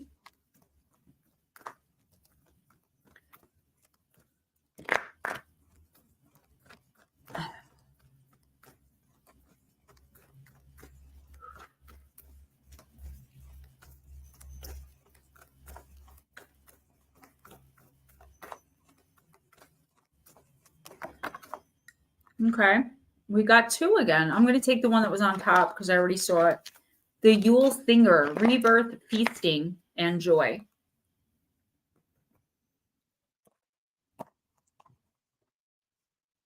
Card number 36. There are times when our light dims so that it seems it may go out for all eternity. But when this time comes, you are being put to a great test, Smoochie. If you persevere at this time, you will experience a depth of life experience that will lead you to being reshaped, transformed, and in many ways, completely changed. You're undergoing such an experience at present, and this card is here to share with you that at such a time of great darkness and terrible suffering, a new light will shine and bring you back to life, a kind of reincarnation within the same life you are now experiencing. When this takes place, the Yule Singer will come to you and sing to you the song of your deepest self. You'll open up with this song and begin to live again. The pain will dissolve slowly, and surely you will enter into a time of joy and light, while the flame of your spirit rises high once again within your soul. Expect new friendships, easy connections, fortunate moments, and growth when this beautiful card comes to you. The dark times are about to be done with. You are stronger, brighter, and beginning once again a bright new cycle. Sing your song. You're welcome, Raymond. And I know you're not like, I don't get that feeling from you. I feel like you are in a very good place, a very positive, bright, higher vibrational place. Don't let anyone take that. And I don't think you will. I just feel like whatever this is, like if it is a person coming in to try to do this, I just feel like it needs to happen so you can for once and for all break that connection. It's only going to help level you up, boss up, glow up, level up. Smoochie, everything that's going on with you right now, okay? The universe is saying, yeah, it's horrible. It is probably not the first time you've been stuck in a rut like this to the point where like these terrible things are just constant. But if you can show the universe everything that you've learned in practice, not letting it get to you, not dwelling on the bad, feeling everything, growing through what you go through, not continuing to make the same mistakes, stepping into your power away from people, places, and things that no longer serve you. I feel like there's a manipulation here too. I don't know what this is, Smoochy. It kind of just snuck in on me. I didn't expect it, but it's like you're being manipulated or someone is trying to manipulate you into thinking something. I don't know, thinking something. So just keep that in the back of your head. I'm not getting much on it, which means it's still developing. I don't believe you're easily manipulated, so I'm not too worried about that. This is telling you just to remain focused on the positive, like really put the positive out there. Speak the positive out loud. Say what you're grateful for every morning. The universe is just waiting to turn things around for you and reward you. But you have to put in the work too. You have to stop communicating with people who are vibrating lower than you. It just doesn't work. You will never see eye to eye when you're up here and the person's down there. And these are people, I'm not talking about everybody that's vibrating lower, because that's how we spread the light. We give it and they vibrate a little higher and a little higher as we're on our level. These are people that are completely and totally uncaring about their spirituality. People that don't want to hear, anything positive, really. To people who don't want to live by love, light, and peace. They want revenge, respect, money, power, respect, things like that. Like, so people that don't understand your journey are only going to make you more confused in this moment. And I feel like that could be where the manipulation message comes in. It's not so much manipulation as it is you're being confused on purpose because somebody doesn't understand where you're coming from. But here's the thing. They don't have to. Maybe it's not for them to understand yet. It's not your job to explain it to them. You can try, but someone like this is not going to care. They're not going to hear anything you said. So you're just going to waste your energy. Who's next? Before we start, do you want to go take care of Mom? It's after 8:30. Oh, yeah. Let me go do that, guys. I'll be right back. That might be why she's stirring around. Be right back. Okay. We'll talk for a little bit. I hope everybody's well tonight. So good to see everybody. And Edna, I got your email, and I'll send you one back and let you know what I think. But yeah, you've got a very bright family. Let's just put it that way. And you should be very proud of them. Yeah, Mom's gone, party time. But yeah, I'm going to write you a nice little email. Beautiful picture, though. Thank you. And I'm going to look over them all real good. I don't do that too often. I'm sometimes kind of hit and miss with me, but for some reason with you, you and a couple other people always seem to be able to pick up right away, because I'm really not that type of person. But that just happens sometimes.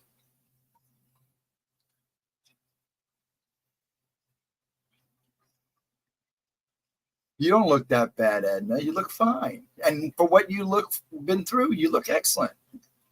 Don't think that way. You thinking that way is going to keep you feeling that way. So don't think that way. You look great. Yes, I did. And that's going to happen, hon. And you got to protect yourself. I'll be right back.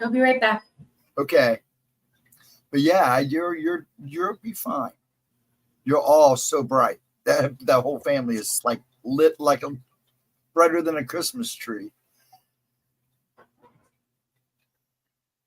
You'll be fine. You got it, Edna, and I think you know that. Hey, Deirdre Montez. She'll be right back. As you can see, she's taking care of business. I hope you are well, and I'll get you on the list as soon as I'll do it right now. I'm trying not to look away. I hope everybody's good. I'm lazy enough during my own streams.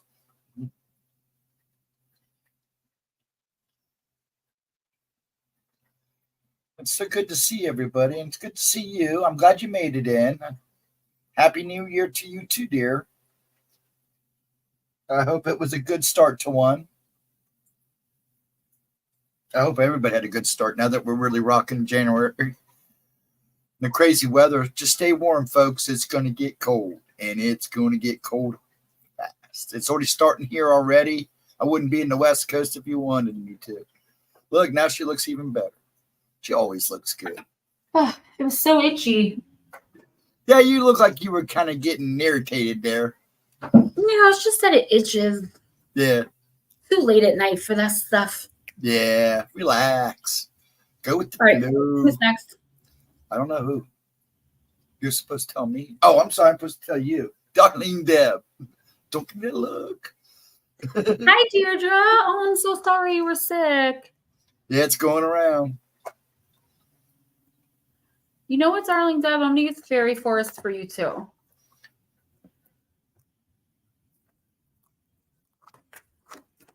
Ghost Dragons, Miss Pixie wants to know.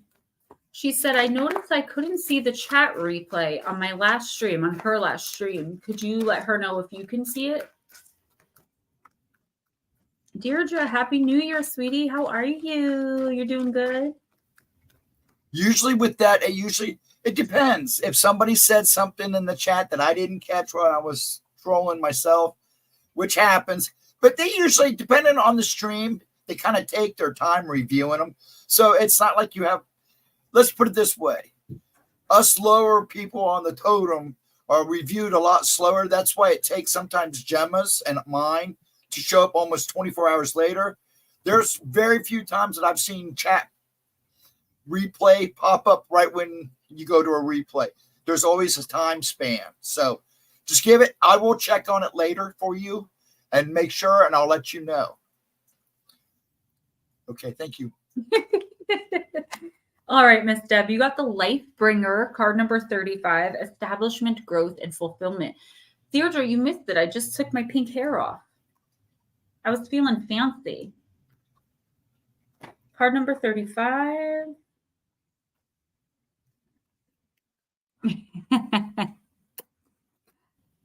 All right, darling Deb, about you now. About you now, ideas and projects are gestating, constellations of ideas are birthing, your creativity is flowing from within, and ideas are developing in an easy, organic flow. For a time, you'll be rich in health and love and in physical beauty. While there is much that is new about you, what has already been developed within your world can now be bought to form greater fulfillment, so children may begin to mature and grow older, and your ambitions and your dreams may need support to move from the beginning to become truly established and make their presence strong and unshakable. Your accomplishments will now be acknowledged. Respect will be given. I don't know why I was going to say giant, as it's overdue. And your contributions and your work will now receive the value and recognition they deserve. Miss Pixie, this is kind of in your realm too. This could also mean you're able to ask for more money in exchange for your services and seek investment to develop a business. Your influence, power, and reputation are all growing in healthy, inspiring ways. You feel good in yourself. A loving relationship with your body now develops, and you accept and receive loving support from others. No more will you receive disrespect. Unkind words about yourself or your ventures will no longer be tolerated. You are growing in stature. Finally, the world sees you for who you are, a successful being who has followed their dreams. So, Deb, no matter what's going on in your life right now, this is about your journey, okay? You coming into your spiritual self. And it could be about career. I do feel like I don't like to say this because if I'm wrong, it's really bad, but somebody's getting pregnant. I don't know if it's you. I don't know if it could be like a sister, it's somebody close. It could even be like a close coworker that you're like sisters with. Somebody here is definitely going to have a baby in the next 2 months. They're going to find out about it or announce it. That's number one. And number two, this is you coming into yourself, your spirituality. This is you understanding that you don't need anyone else to understand what's happening. You don't need anyone else to understand. You can try to explain and explain and explain, but if someone is not willing to listen, you're just wasting your precious energy. I feel like this is the universe kind of pushing you forward on this path we're on, where you just, if you have a question, you ask it.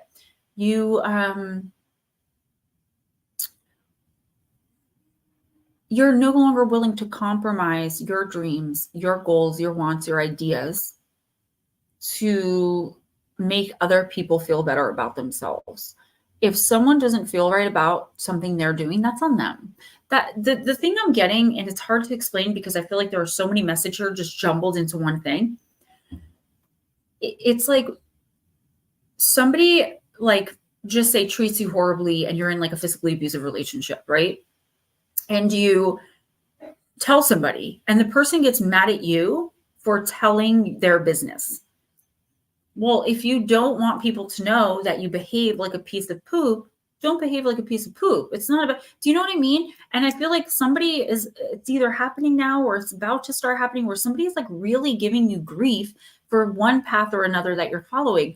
And if they're not like being mean or nasty about it, they're still very questioning, I feel like this overbearing, like, why are you wearing that? Why are you going there? Why are you talking to her? But like on a spiritual level, why are you listening to that nonsense? Why are you talking to that weirdo? Why are you doing that with that crystal? Honestly, it's not for them to understand. You're a grown woman. You're a big girl. You don't have to explain yourself. And I feel like with this person, they're not there yet on their journey, and it's not your job to guide them. Okay. Even if it's a soul connection, a lot of the time, guys, or even a twin flame, it's still not our job a lot of the time to guide them into their soul mission. We're a part of that mission so they can learn lessons from our relationship with them, not so we can lead them. That only happens very, very rarely. It's very rare that soulmates, romantic soulmates or twin flames will be on the same spiritual level, and I keep it in mind, Deb, like if someone starts questioning you, you don't have to be rude. You don't have to be cruel. You don't have to be mean. You can just say, this is something I'm working on for myself, or, no explanation. Like, oh, I'm sorry that you don't like when I do that. I'll try not to do it when you're around. Or if you don't like that I'm doing that, you don't have to come over between 1 and 3 because I'll be doing this every day. Let them know like they don't have influence over you. I feel like someone is trying to puppeteer you. Yeah, that was the first, Deb, I got to be honest, that was the first image that I got. But I don't ever want to tell someone that in the next 2 months they're going to get pregnant, because God forbid I'm wrong.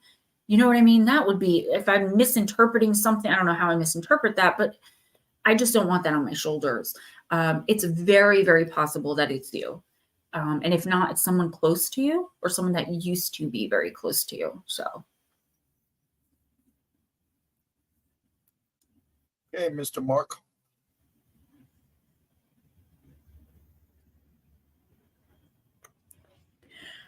Mark, I'm going to use the magical dimensions for you.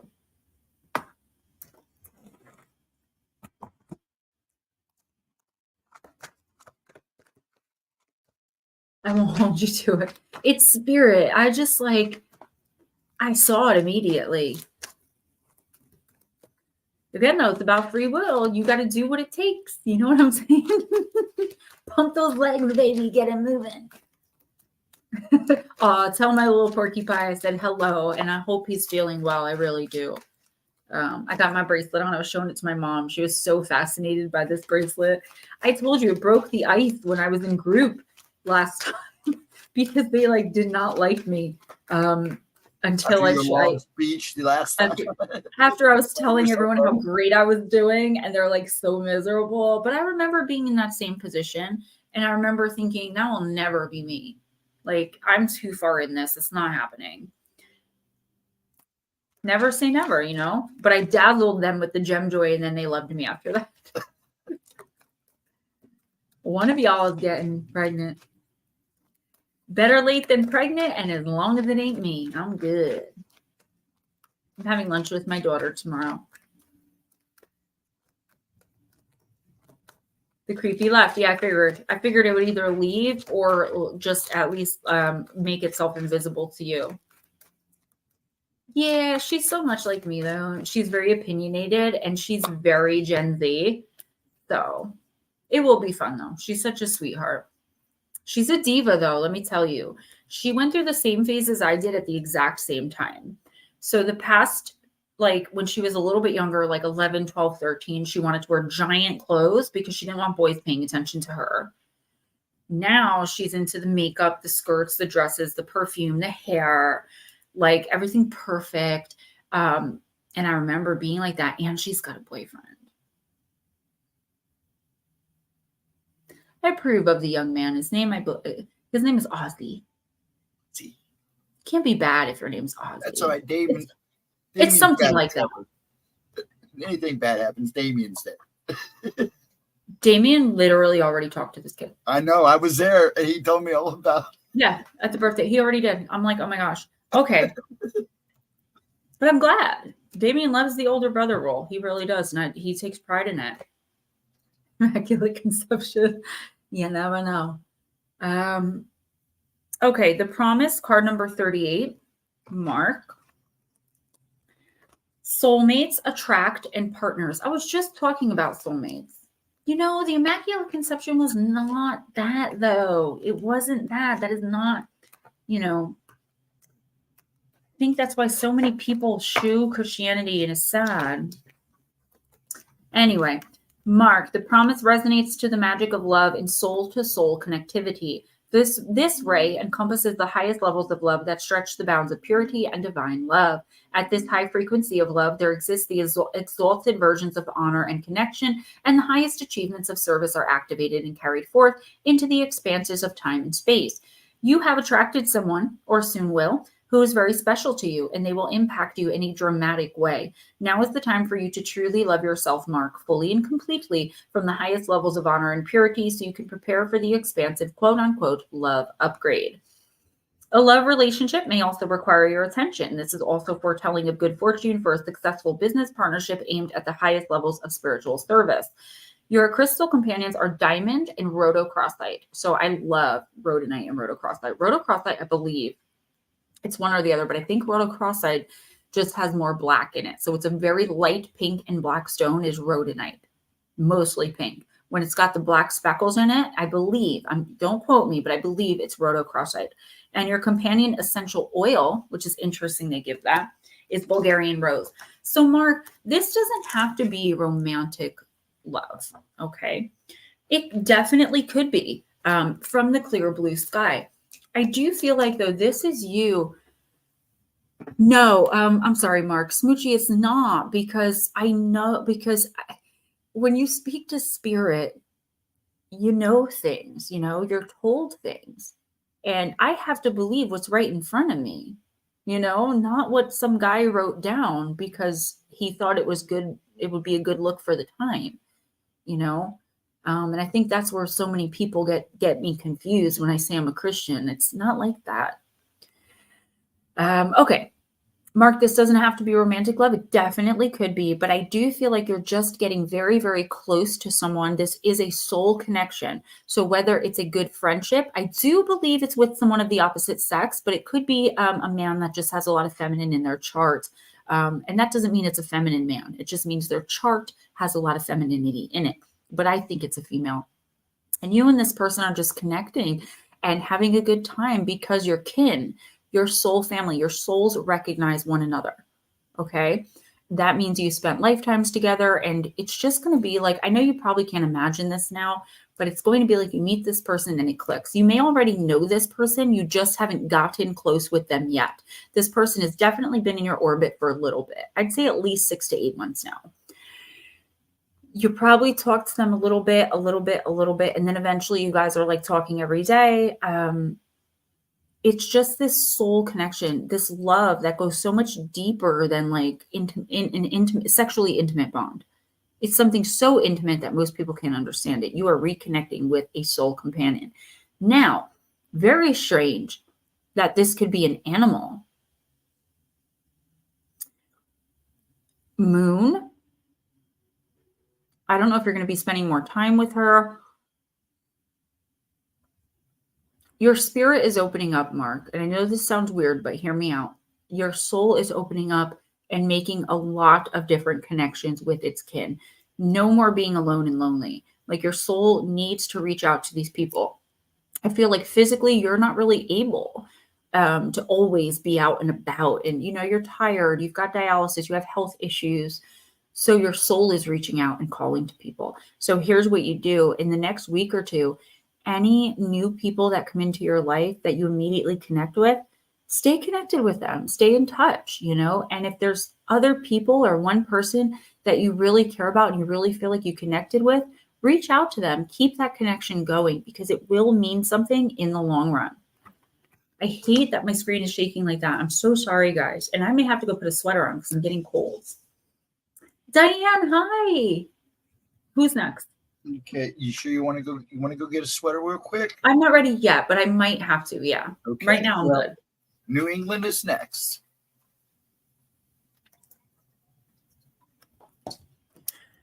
Guys, again, thank you to everyone who bought my book and kept it at number 1 for almost 5 days. We were number 1 in the travel, and that just blows my mind. How did my book even get there? But we were number 1, and it just means so much to me. If you got the book and you loved it, rate it 5 stars at the very least on Amazon. Give it, give a review, a good review.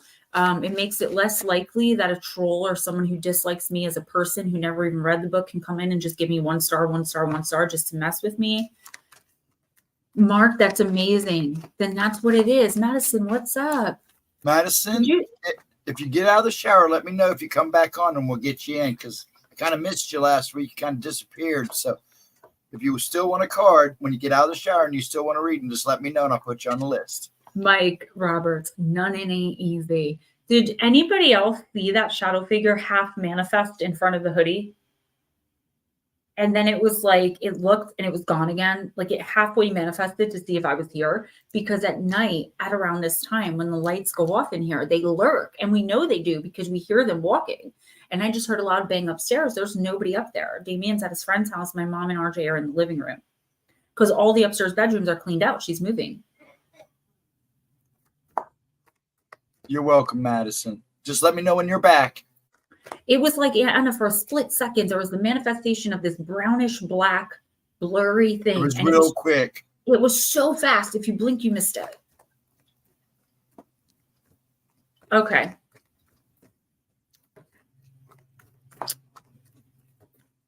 Who am I?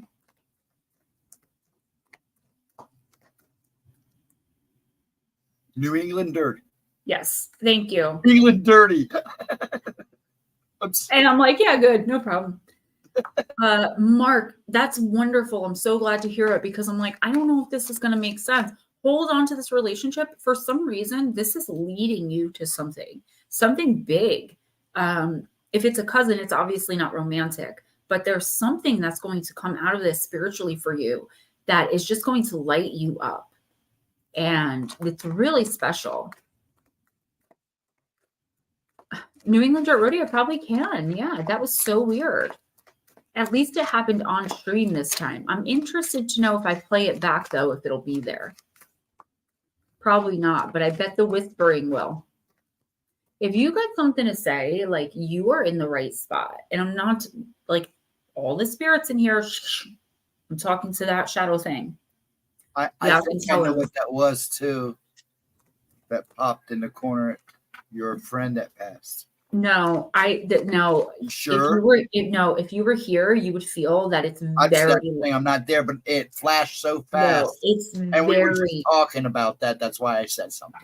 It's very lower vibrational. Okay. Very. play it back backwards. It reminds me, I have 2 videos to edit that are like my regular for 11 a.m. Monday and then my members only for 12. And one of them is rock stars and curses because a lot of you guys put in the comments you wanted me to talk about that. It sounded interesting. And one thing I talked about was playing records backwards. Okay. Valkyrie, the card of choice. New England Dirt Roadie, I think you're going to really like this one. Card number 42. It is dangerous. Come on. All right.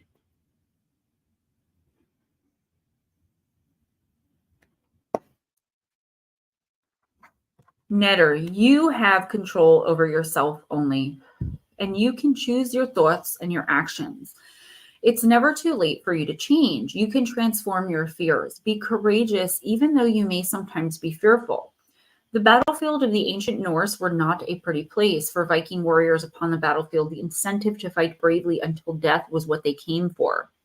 While we often hear the idea of our lives flashing before us at the time of death, what Norse warriors hoped would be there was most likely, and for some, hopefully, a beautiful yet terrible Valkyrie. Valkyries took the form of women in battle dress, sometimes winged, often on a mighty horse, eyes flashing and singing songs of blood and glory. I knew you'd like this card. I bet you this is the deck where the Knights Templar card was. The Valkyries were the chooser of the slain and were present at every battle of the Norse. Their primary service was to select the most worthy and bravest of the dead warriors, the Einjarer, and spirit them to Valhalla with the god Odin, or to reside with the goddess Freya in her hall, the Falkvanger, or battlefield. There then, Valkyries would joyfully serve the Einjarer mead until their final battle, Ragnarok, alongside the gods. While there was the idea that the Valkyries were beautiful and incandescent in appearance, the older descriptions referred to them as Odin's ravens, dark, black in clothing, screaming wildly and dripping blood. Later, they became much more beautiful and benevolent, still powerful, yet almost a kind of reward for supreme bravery and dying for tribe. The choice of dying for others, of not running away, of protecting a colleague, or of choosing courage, even though they may have been full of fear, is the power of Valkyrie's reward. They are urging to exhibit courage in the way we enact our lives and to release ourselves from the heavy bonds of regret that are powerful lessons to learn.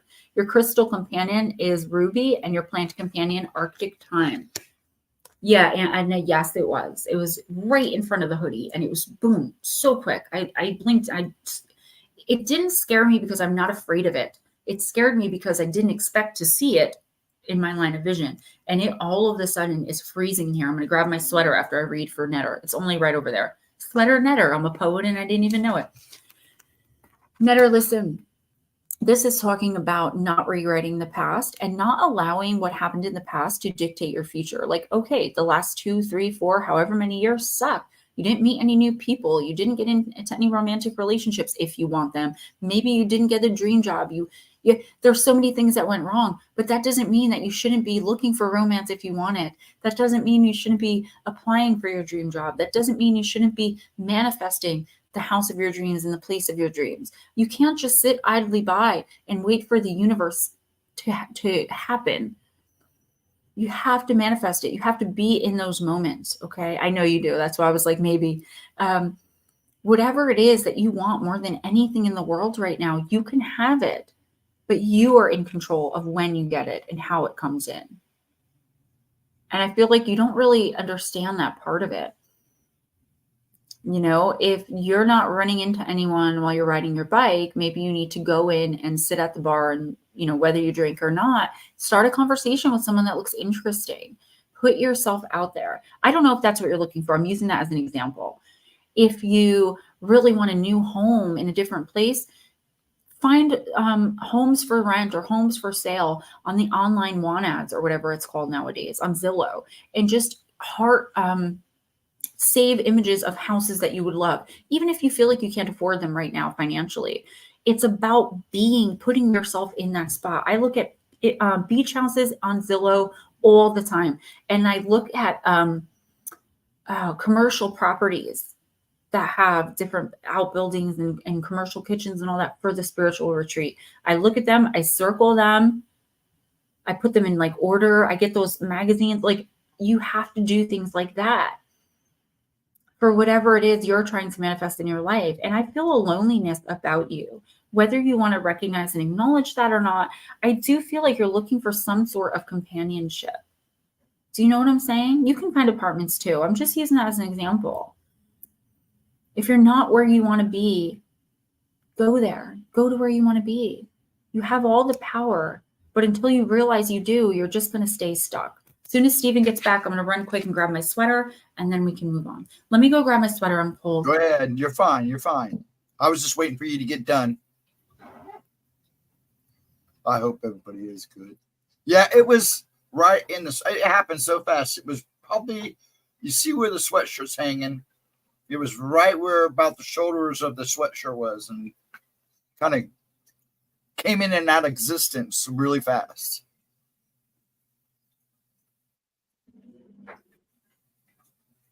Oh, I'll make sure she sees that. I hope you're good, Diane, in New England. I didn't get to say hi to you guys like I usually do. I just kind of go with the flow. Okay, let's do this. Okay, next is Jules. What a difference from the beginning of the stream, huh? All right, Miss Julie girl. I like change, so you're all good.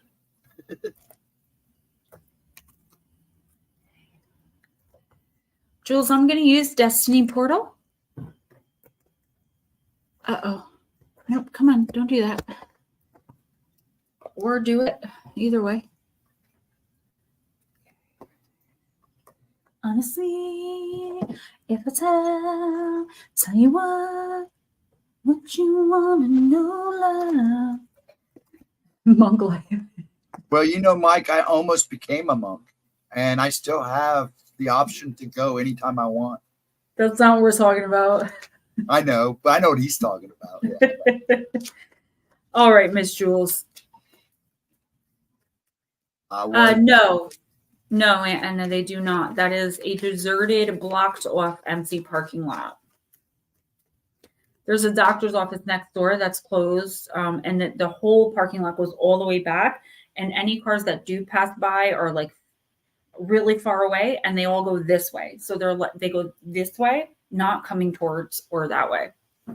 It's a one-way out, is what it is. That way. Yeah, but it's not open right now. No, I'm just telling them it is a one-way out that way. There's no traffic through the parking lot right now.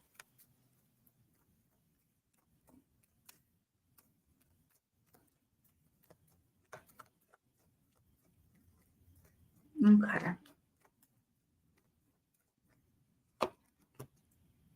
Actually, Switzerland. Also, there's one in Germany. I have a choice if I want to go. All right. So, Miss Jules, you got mermaid dreams. Interesting. Mermaid dreams. There they go. At this time, Jules, pay special attention to your dreams. If you do, you'll find messages and inspirations. Keep a dream journal by your bed so you can write down dreams during the night. You may find the answer to your question, the perfect gift idea for someone, or a design idea for a project you're working on. Heed your intuition as well. Jules, the more you use your intuition, the more you will grow to trust your intuition. Your intuition is a great tool. It has access to the knowledge that you cannot know with logic and is connected with the flow of the universe and your energy. So much awesomeness and brilliance lies hidden there. Tap into it. To enhance your awareness of your dreams, wrap some mint and rosemary in a cloth and tie tightly, or place it in a small cloth bag. Put this under your pillow. Wrap the herbs well. Their scents are energizing, so you don't want to smell them when you're trying to sleep. Miss Julie girl, I mean, this is pretty cut and dry. You have to literally pay attention to your dreams. But I also feel that all this talk about intuition in this card is talking about intuitively knowing where you're going next, intuitively knowing what to do next, intuitively knowing all of the questions that you have right now, like the confusion, like, what am I supposed to be doing? You know, what's next for me? I know these things about my spiritual self, but I don't know how to act on them. How do I? All of these questions can be answered and will be, not just through your dreams, more so through learning to trust your intuition. You have to learn to trust it. It will not steer you wrong. I feel like your rational mind is making you be like too rational. That's that's your Scorpio self, right? You were born on the same day as my daughter, so I know that's the cusp of the revolution, right? You're part Scorpio, part, what's after Scorpio? Sagittarius. All right. That Sagittarius part of your brain is telling you, just go, take a chance. You got this. You can do it. But the Scorpio is going, oh, no. I don't quite trust this person. I'm not going to. You have to follow your instinct because your mind is very unfocused because it's at war, right? Jules, this is coming channeled, so pay close attention. I feel like you are being drawn or called to do something. And I feel like you have like an inkling of what it is. I do keep hearing art. I'm seeing you paint. I don't know. That comes up a lot for you. But it's like using that art for your spiritual purpose. But only you know how to do that and how that's going to work. Stop listening to your mind. It's too rational. It's too rational for this situation. You're being called. And I feel like you are falling behind. And that's no judgment. It's not like you're going to be in trouble or you're not passing a test, you know? Long Island Bigfoot, what's up? It just means like you could be so much further on your spiritual journey, helping others through your art, doing what you're supposed to be doing and really aligning and shining brightly, but you're just being way too rational. And I feel like that's making you like procrastinate too. Just follow your instinct and your dreams. And you know, if you have questions, you have my number. You can always text me. I know sometimes they don't go through, but most of the time they do. Okay. Carrie, are you still here? And are you still here, John Woodmass? So if you'd like a reading, speak up now. I'm going to have her go on to the next person, which is Nut Slap. Are you still here? And if Nut Slap's not here or none of them are here, Gemma could go ahead and do Chris Jarvis because I'm sure he's hiding somewhere. Well, Nut Slap, I'll read for. We could do a timestamp. Yes. Okay. Because he doesn't ever ask for one, and he was here. Doesn't. I'm going to do the illustrated bestiary for him. Okay. If you guys are worried about it, the solution is simple. What? Are you going to do one for Casey? Yes, definitely. If you guys are worried about it, the solution is simple. Stay the hell off of her. Holy magnificent gift. Those are my exact questions that I ask myself every day. And I do battle what's next with myself. Honey, that has to do. Ted Ball's accurate, baby. Yeah. Oh, and your book's on the way. It should be at my house by the time I get home Monday night. Get it out to you Tuesday or Wednesday. That's your astrology, babe. That's the cusp of the revolution. I see it in my daughter all the time. It's that I know what I want to do. I feel like this is right, but oh no. Yeah, it's, trust me, I'm very skilled in recognizing that particular pattern. She's only 15. I got it. All right, Nut Slap, this one's for you.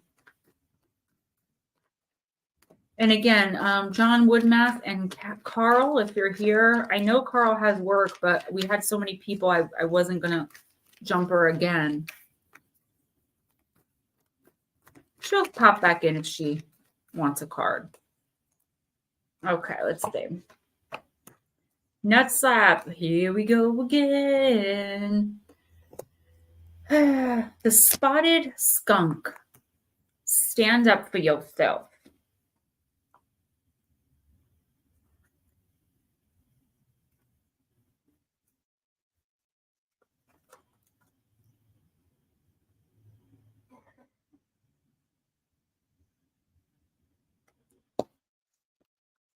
Nut Slap, while spotted skunk may be known for causing a stink, smelling up the room is really a last resort.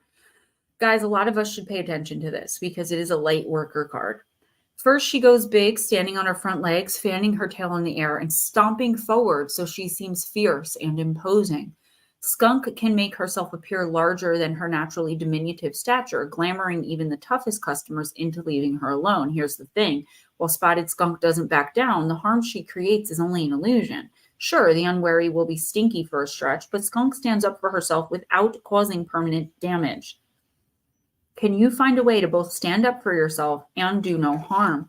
Nutslap, I do feel like, and I felt for a long time, I've been saying this to you, you're at your wit's end, dude. And I don't know what with, but you have just had enough. And I've seen you and upset before, not physically, but like texting me. And I've had to talk you down. And I never mind doing that for any of you guys, okay? But I will say you are at risk of really hurting someone and being cruel because you're going to have a snap reaction to something that you could be dealing with right now by talking about it with the person, being kind, letting them know how you feel non-aggressively and with no expectation. Just, this is how I feel. I'm going to need you to stop doing XYZ. I feel like blank when you do blank. If you do not, in the next week or two, in the next 2 weeks, learn to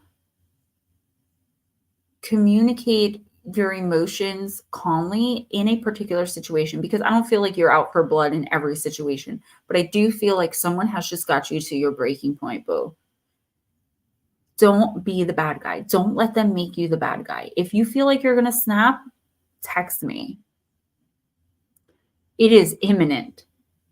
The universe is telling you you have to do everything you possibly can so that this doesn't happen. It's not going to be good for you. You're going to lose a lot. And you're going to take many steps backwards spiritually. I feel like I look so old right now.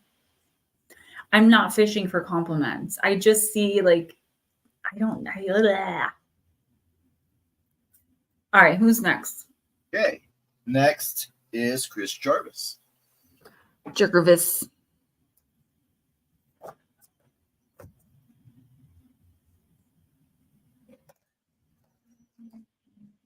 I'm trying to just see what I got here. I'm going to use the wisdom of the House of Night.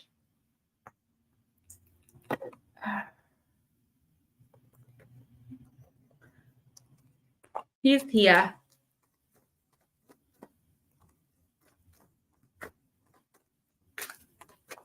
Yeah, Deirdre, that's what I was saying. A lot of people should listen up because that's definitely something we talk about in here a lot. Oh, thank you, Miss Jules.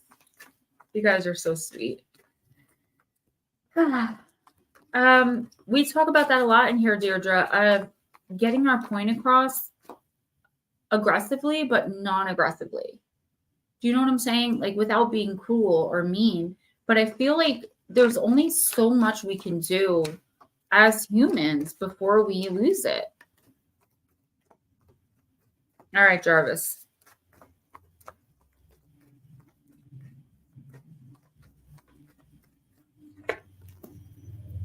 Understanding, card number 43.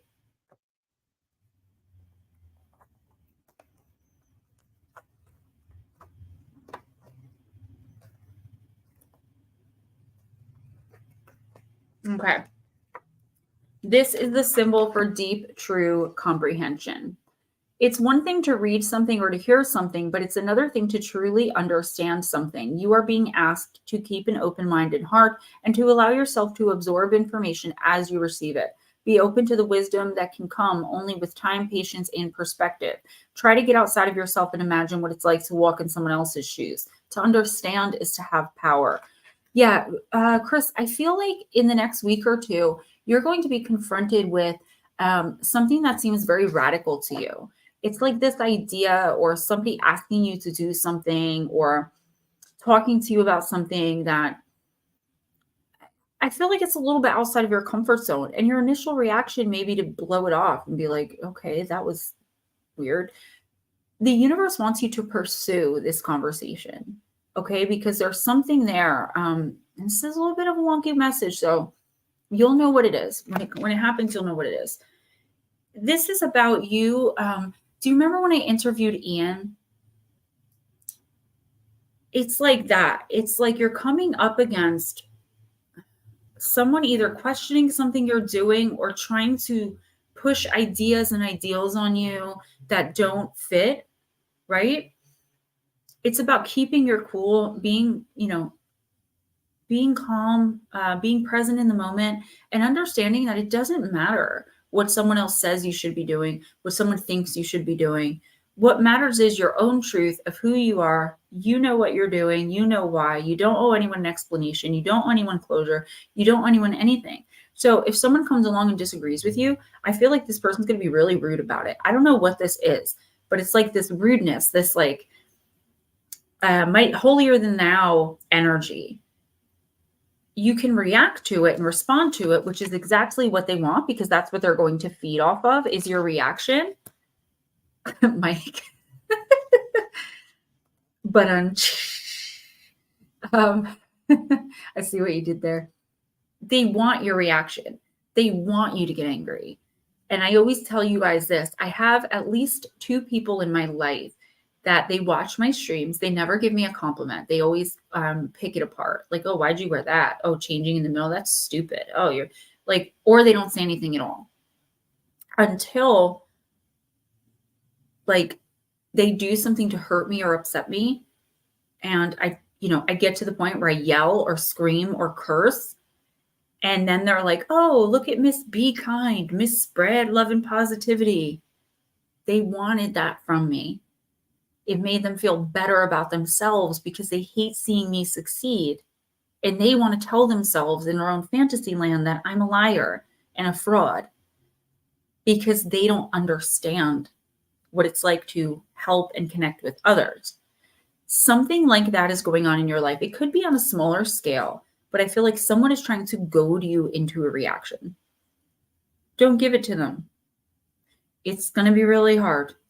Don't give it to them. Chris, you are so much, nobody's better than anybody else, but in this situation, you are vibrating higher and you are the better person. Show it. Be graceful and tactful. And you can always just turn and walk away.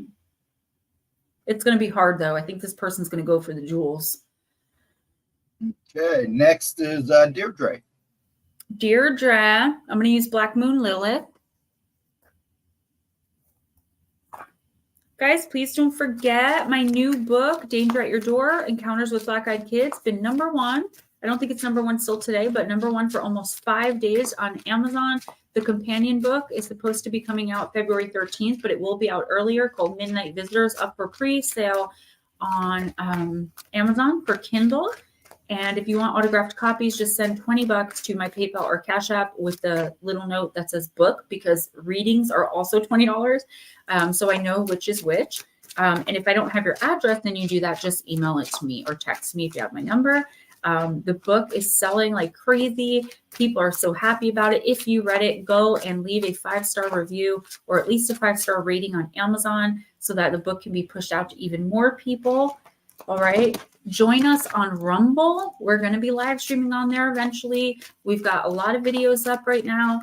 It's another form of income for me. As many of you know, my contract for my major, huge job that I love so much ended very unexpectedly. So my income stopped. So donations are very happily accepted. Rumble's another income source. Buying the books. Okay. The books are also, all of them, available on Amazon. Deirdre, if you get it before I go back to ready, bring it. I'll let you know what day I'm going. I don't know off the top of my head. I'll message you tomorrow or Monday. I'll come and I'll meet with you real quick while I'm there and sign it. All right. Black Moon Lilith. This is one of my new favorite decks. My mom got it for me for Christmas. It's just very in touch. I love reading with this deck. Why? Like, I don't get it. There's all night tonight. I am very meticulous about keeping my cards all in the right order, unless they have a shadow, side, and in the right order. And like 3 times tonight, one card has come out upside down. And when I look at the whole deck is right side up. Just happens to be the card I'm pulling is upside down. It's so strange. There's no shadow in this deck. So you got Adama, Deirdre, Mother Earth, card number 16. You're welcome. Abundance is on it. Abundance is on its way, and it's time for you to receive the world. When Adama shows up in an oracle reading, it's a sign from your guidance system in the universe that your wishes are well on their way to being granted. It'll happen in divine timing, so patience will be required. The lesson in this card is to tap into the magic that exists in nature all around you. Deirdre, living in a modern society, has disconnected us from our human birthright as earthly witches and wizards.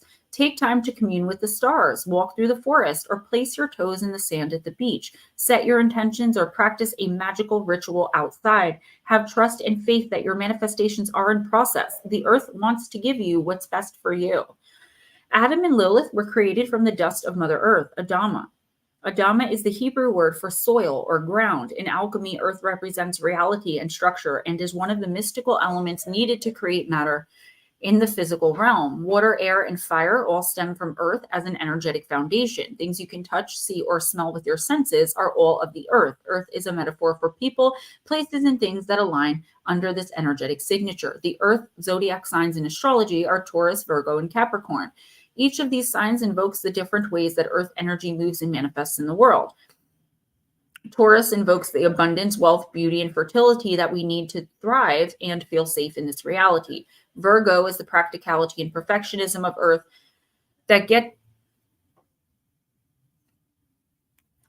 things done and the hard work required to make dreams a reality. Capricorn is associated with structure, leadership, and discipline, which are needed to create stability. The natural world holds powerful magic. Ground yourself in her magnetic power and splendor. So, Deirdre, I do feel like you're manifesting so many amazing things for yourself. Okay. And you've been doing this for a long time. You are coming into your own. You are already in your power. I feel like what's missing is your reconnection to Mother Earth and your gratitude kind of towards the spirituality and the universe. I don't think you're actively trying to be ungrateful. I just feel like the universe wants you to ground yourself, reconnect, and maybe start a gratitude list in the next 2 weeks. Yeah, you are really, really pulling in, the world. You know what I'm saying? That's everything you ever wanted and more. But you have to be mindful that all of the energy that is put in behind the scenes to you gaining and obtaining these things, not that you're putting in, but that others are.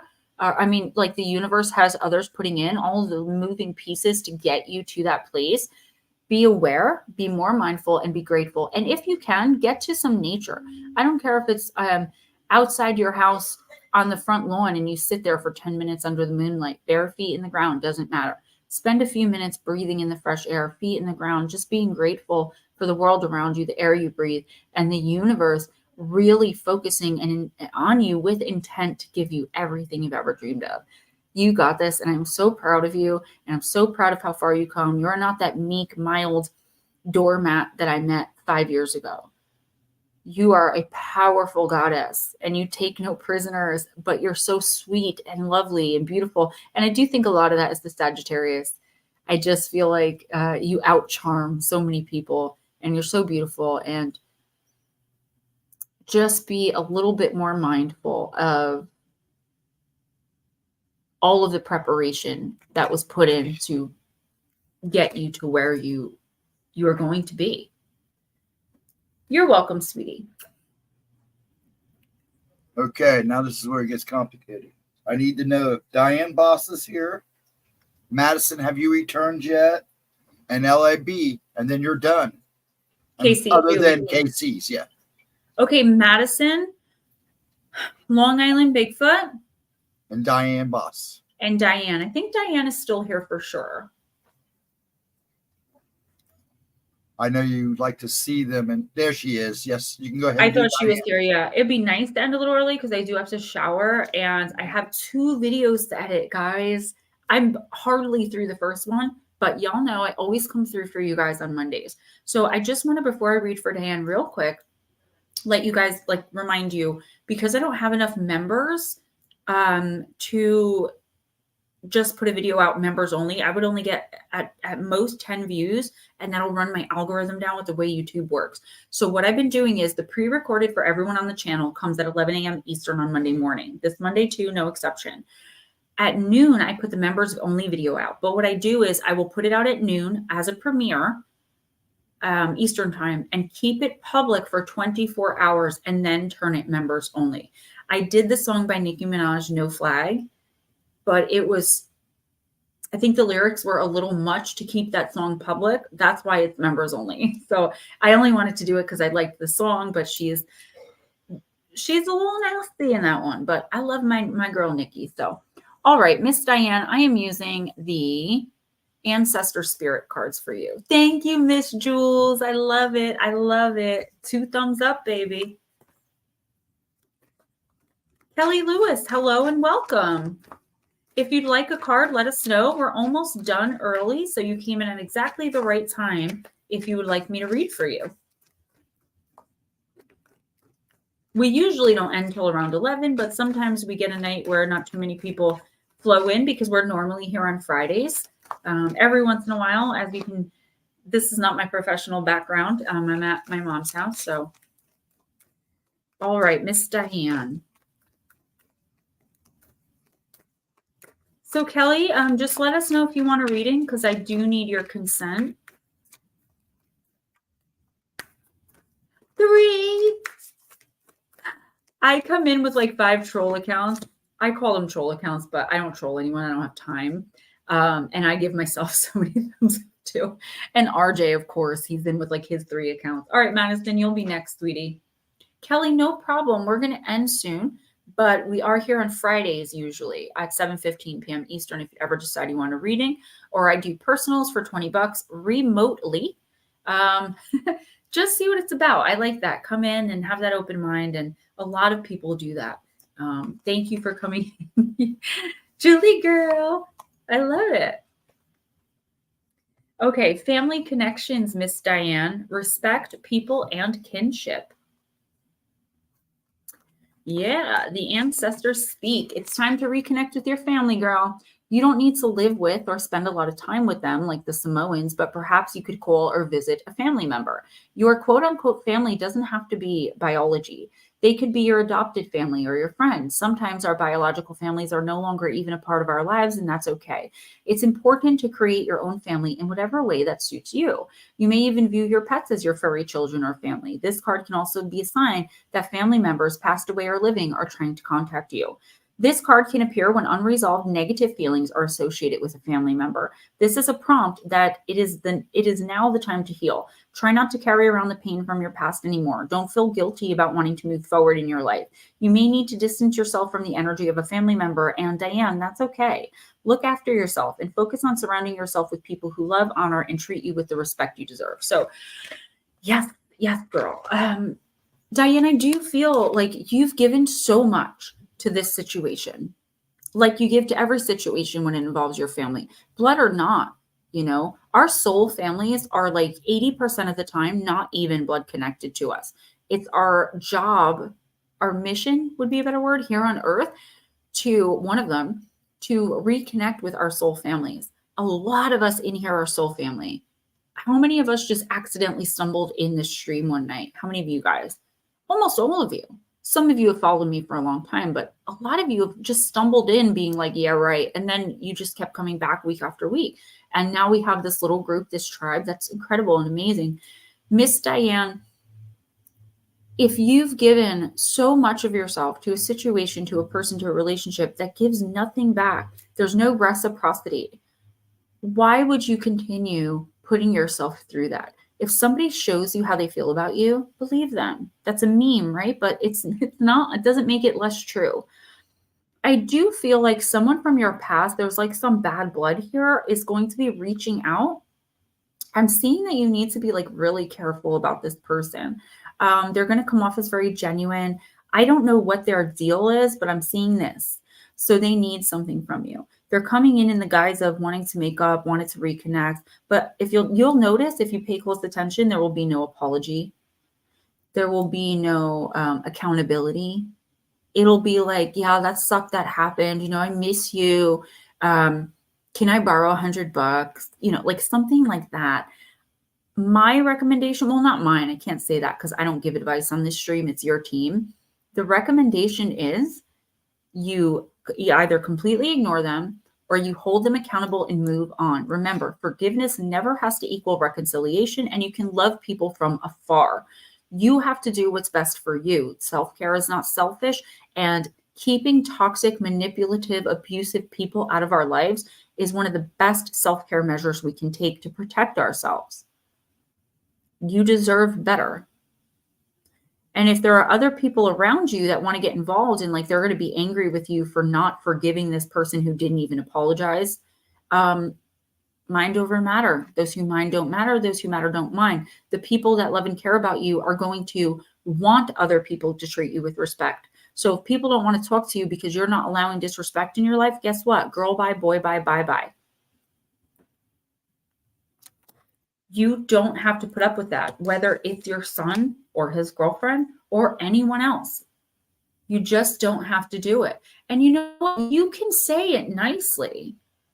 Maybe you want to keep the connection and see where it goes. The universe is saying you shouldn't do that because you're being highly manipulated or you're about to be.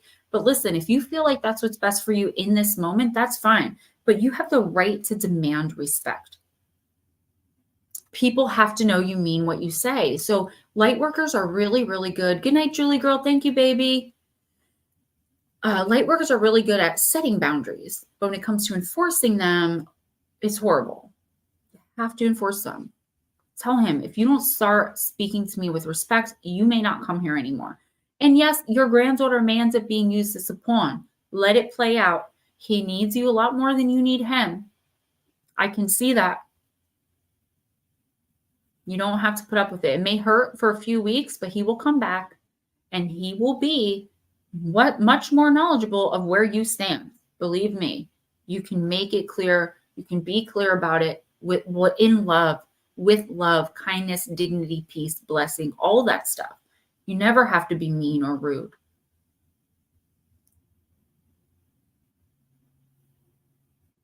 Madison, I forgot. Yeah, Madison. I'm sorry. I got this weird, like throbbing pain in my leg. Which came completely out of nowhere. So weird. I got you, honey. All right, Madison, I'm using the shaman stream.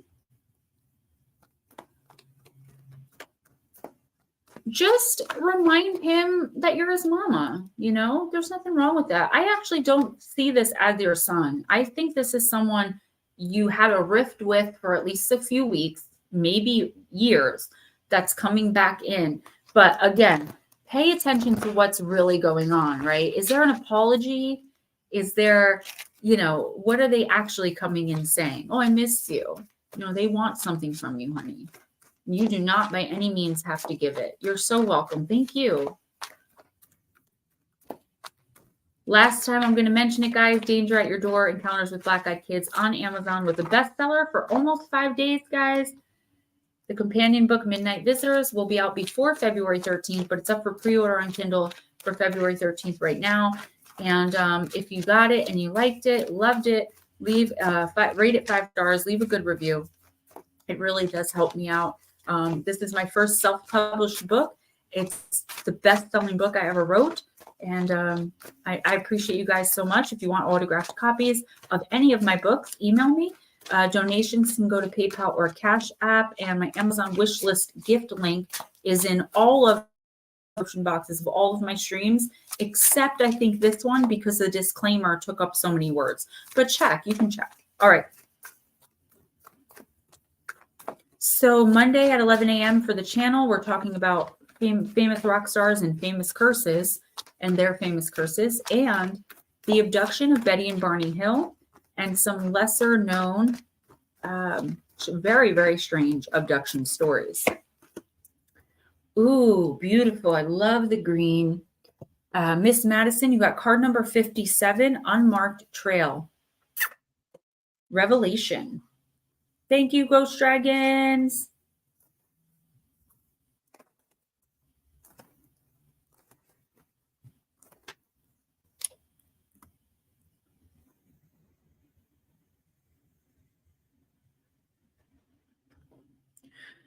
Ghostdragon, she just noticed you. Kelly, you fit right in, girl. I love it. She keeps me in the basement, and all I get is just dude, RJ's sleeping. I forgot. We on Tuesdays when we do afternoon talk, we both have the same size screen. I just, I'm kind of the star of this show. In the beginning, I had pink hair and a tank top. I've transformed. All right. Myth Madison, an unprecedented experience, discovery, and revelation.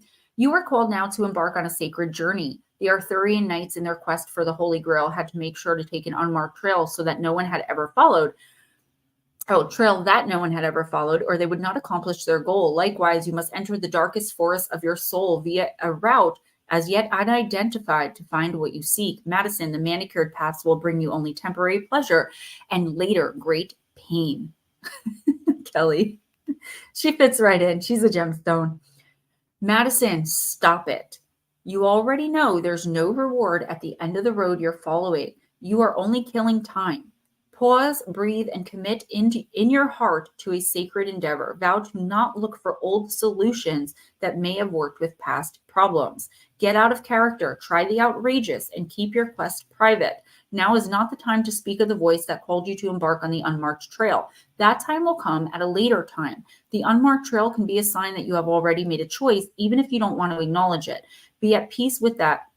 Be at peace with what your heart knows to be true. Your heart has already been quote unquote made up, and your mind will follow. Pack lightly, taking with you only essential beliefs that you know to be trustworthy under all circumstances.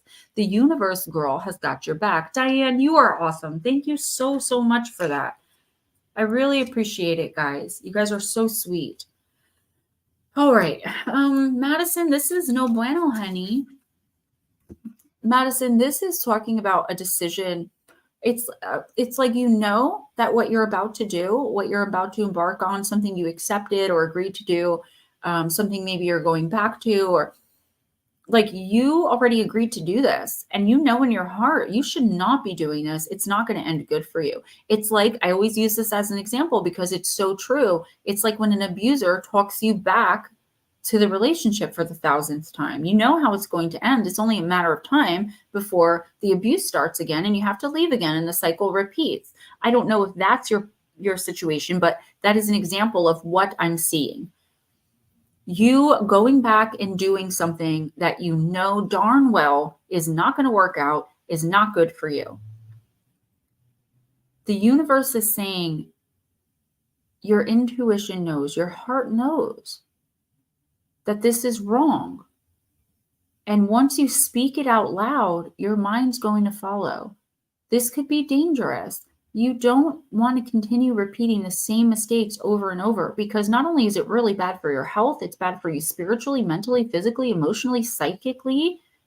Okay, it knocks you all out of alignment. And it's not fair to your spirit that is so eager to soar and strive.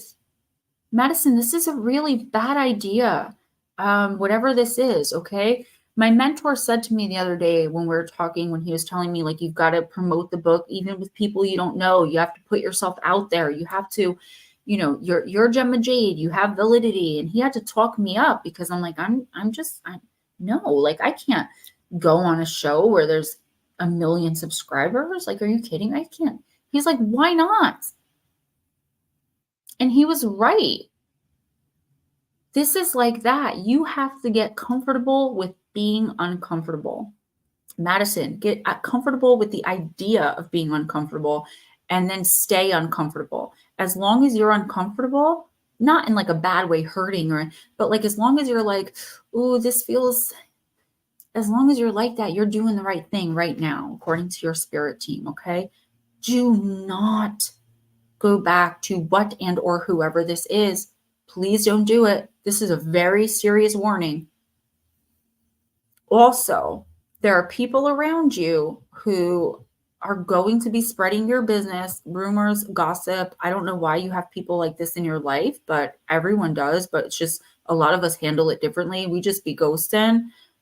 There's people here that are smiling in your face and reporting everything you say and do back to someone who's going to use it against you and terrorize you with it. I don't know what this situation is, but it's disgusting. Not like, I'm not saying you are. The situation, how you're being treated by more than one person, because there are people here pretending to be your friend. For example, go back to the abusive relationship, and then they're going and telling your abuser that you were flirting with someone. It's like they want to see you hurt. Get away from these people, Madison, please. Please. Get uncomfortable. Be uncomfortable. Text me if you feel like you're going to go back to something like this.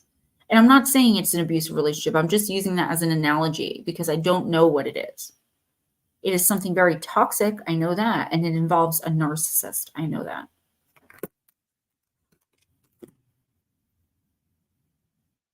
All you have left is KC unless one of these 24 people decide they want a reading real quick. 24? Are watching us right now.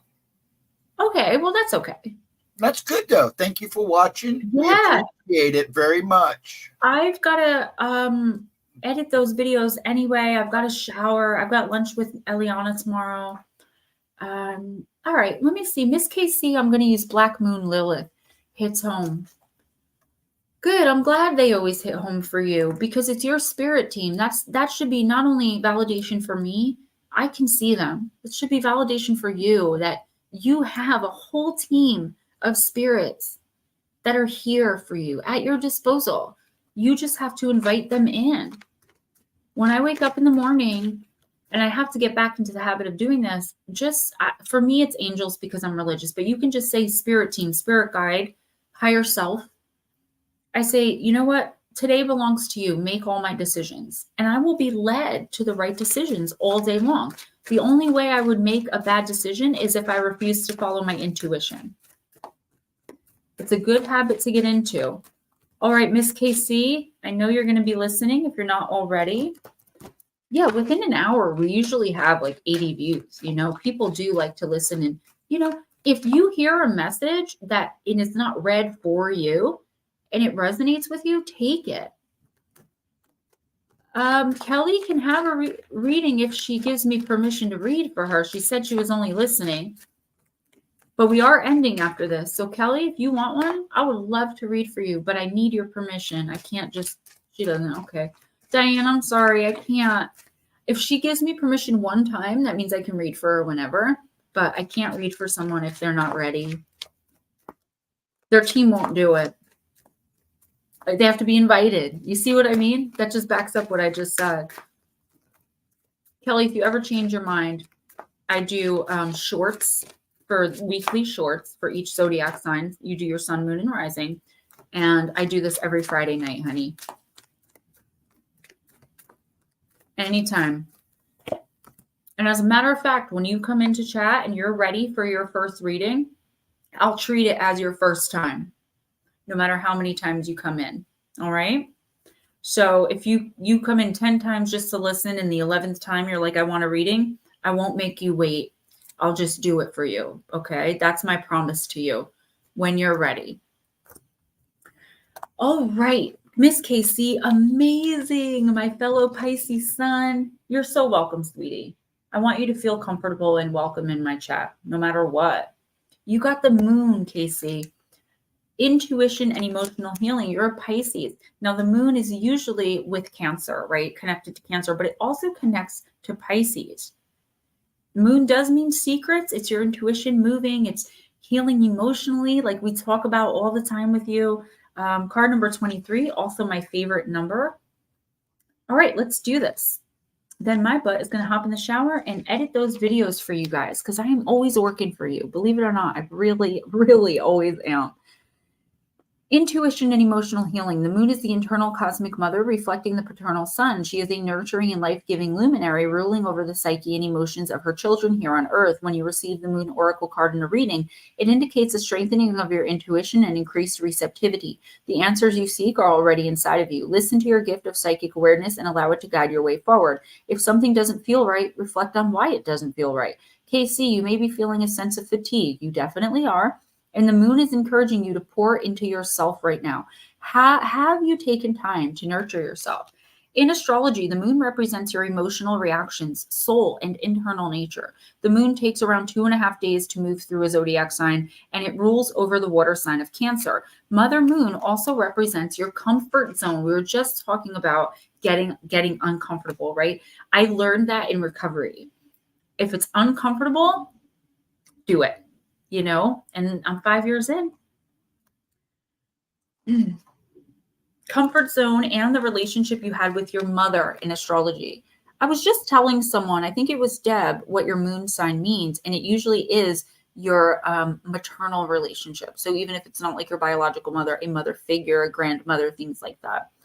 This is how you were conditioned as a child, making this an unconscious part of your personality. The key is to nourish your moon by understanding what emotionally aligns with you and consciously making decisions to support it. It's incredibly important to understand and honor your moon sign's needs. So this is talking about moon signs. Casey, I don't know your chart, but I'm going to read you the emotional needs of each moon sign. Guys, if you know your moon sign, listen up. If your moon is in Aries, your emotional need is leadership. If your moon is in Taurus, it's security. If your moon is in Gemini, it's communication. If your moon is in Cancer, it's nurturing. If your moon is in Leo, you need creativity. If your moon is in Virgo, you need intelligence. If your moon is in Libra, like mine is, you crave harmony. If your moon is in Scorpio, stability. Sagittarius, freedom. Capricorn, structure. Aquarius, intellect. And Pisces, sensitivity. Deb, your Pisces moon, sensitivity. Your psychic awareness is increasing. Listen to this information and allow it to guide your way. Casey, I can get you your chart, a 68-page chart, full chart. If you want me to, just hit me up or go to cafeastrology.com. You could do it yourself. You don't need your birth time to get your moon sign. That's for your ascendant, and you need to know within 2 hours. Casey, this is you finally following your intuition without worrying so much about what everyone else is going to think, say, feel, do. It's like it's time for you to just let go and be you. Let your emotions out. It doesn't matter anymore because you've stepped into your power. You've grown. You understand who's with you and who's not. And the people that aren't, boy, bye, girl, bye, bye, bye. I saw that shadow person again.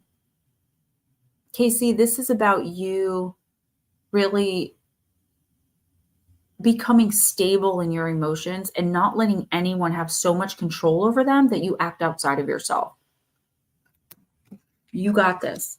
Nobody should be influencing your emotions right now. Somebody is pecking, trying to get a reaction. Don't give it to them. That is what they're feeding off of. If that comes up. Guys, I'm not going to repeat the stuff about the book, but please, if you haven't picked it up yet, go ahead. Or if you want an autographed signed copy, $20 to PayPal or Cash App. If you want a remote general reading, 7 to 10 cards, $20 to PayPal or Cash App, but you have to put whether it's for a book or a reading because I won't know. Okay, if you want a book and I don't have your address, I have most of your guys' addresses, but if I don't have it, email it to me, let me know who you are, that kind of stuff, all that jazz. Please make sure you keep watching shorts. Mark, they've been all over all night. All over. I've got to go back and watch this stream. Again, donations, definitely appreciate it. Amazon wishlist gift link. I have 4 books out, not just the Black Eyed Kids one. So if y'all want any of the past ones, all of them are available on Amazon, Kindle, paperback, and on Audible. Okay, guys, I love y'all. I got your backs. If you need anything, let me know. Blue Crossroads, once again, thank you for having a star in the sky named after me. That was amazing. And it kind of took my breath away a little bit. Stephen, I was saying it's like last year on my birthday when you sent me that beautiful picture of what the sky looked like at the exact time I was born in Paterson, New Jersey. I just feel elated. Like you guys think so that much of me.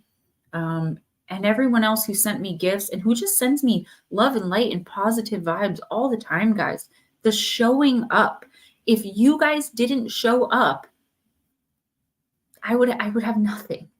You guys allow me to do this amazing thing as a job. And I just love you all so much for it. Gemma Jade Paranormal at gmail.com. I'll keep you posted on schedule changes through shorts. As of right now, 11 a.m. video on Monday Eastern, 12 noon video on Monday Eastern, public for 24 hours before it goes to members only. Both of them premiering Tuesday, 1 p.m. Eastern afternoon swak. and we'll take it from there.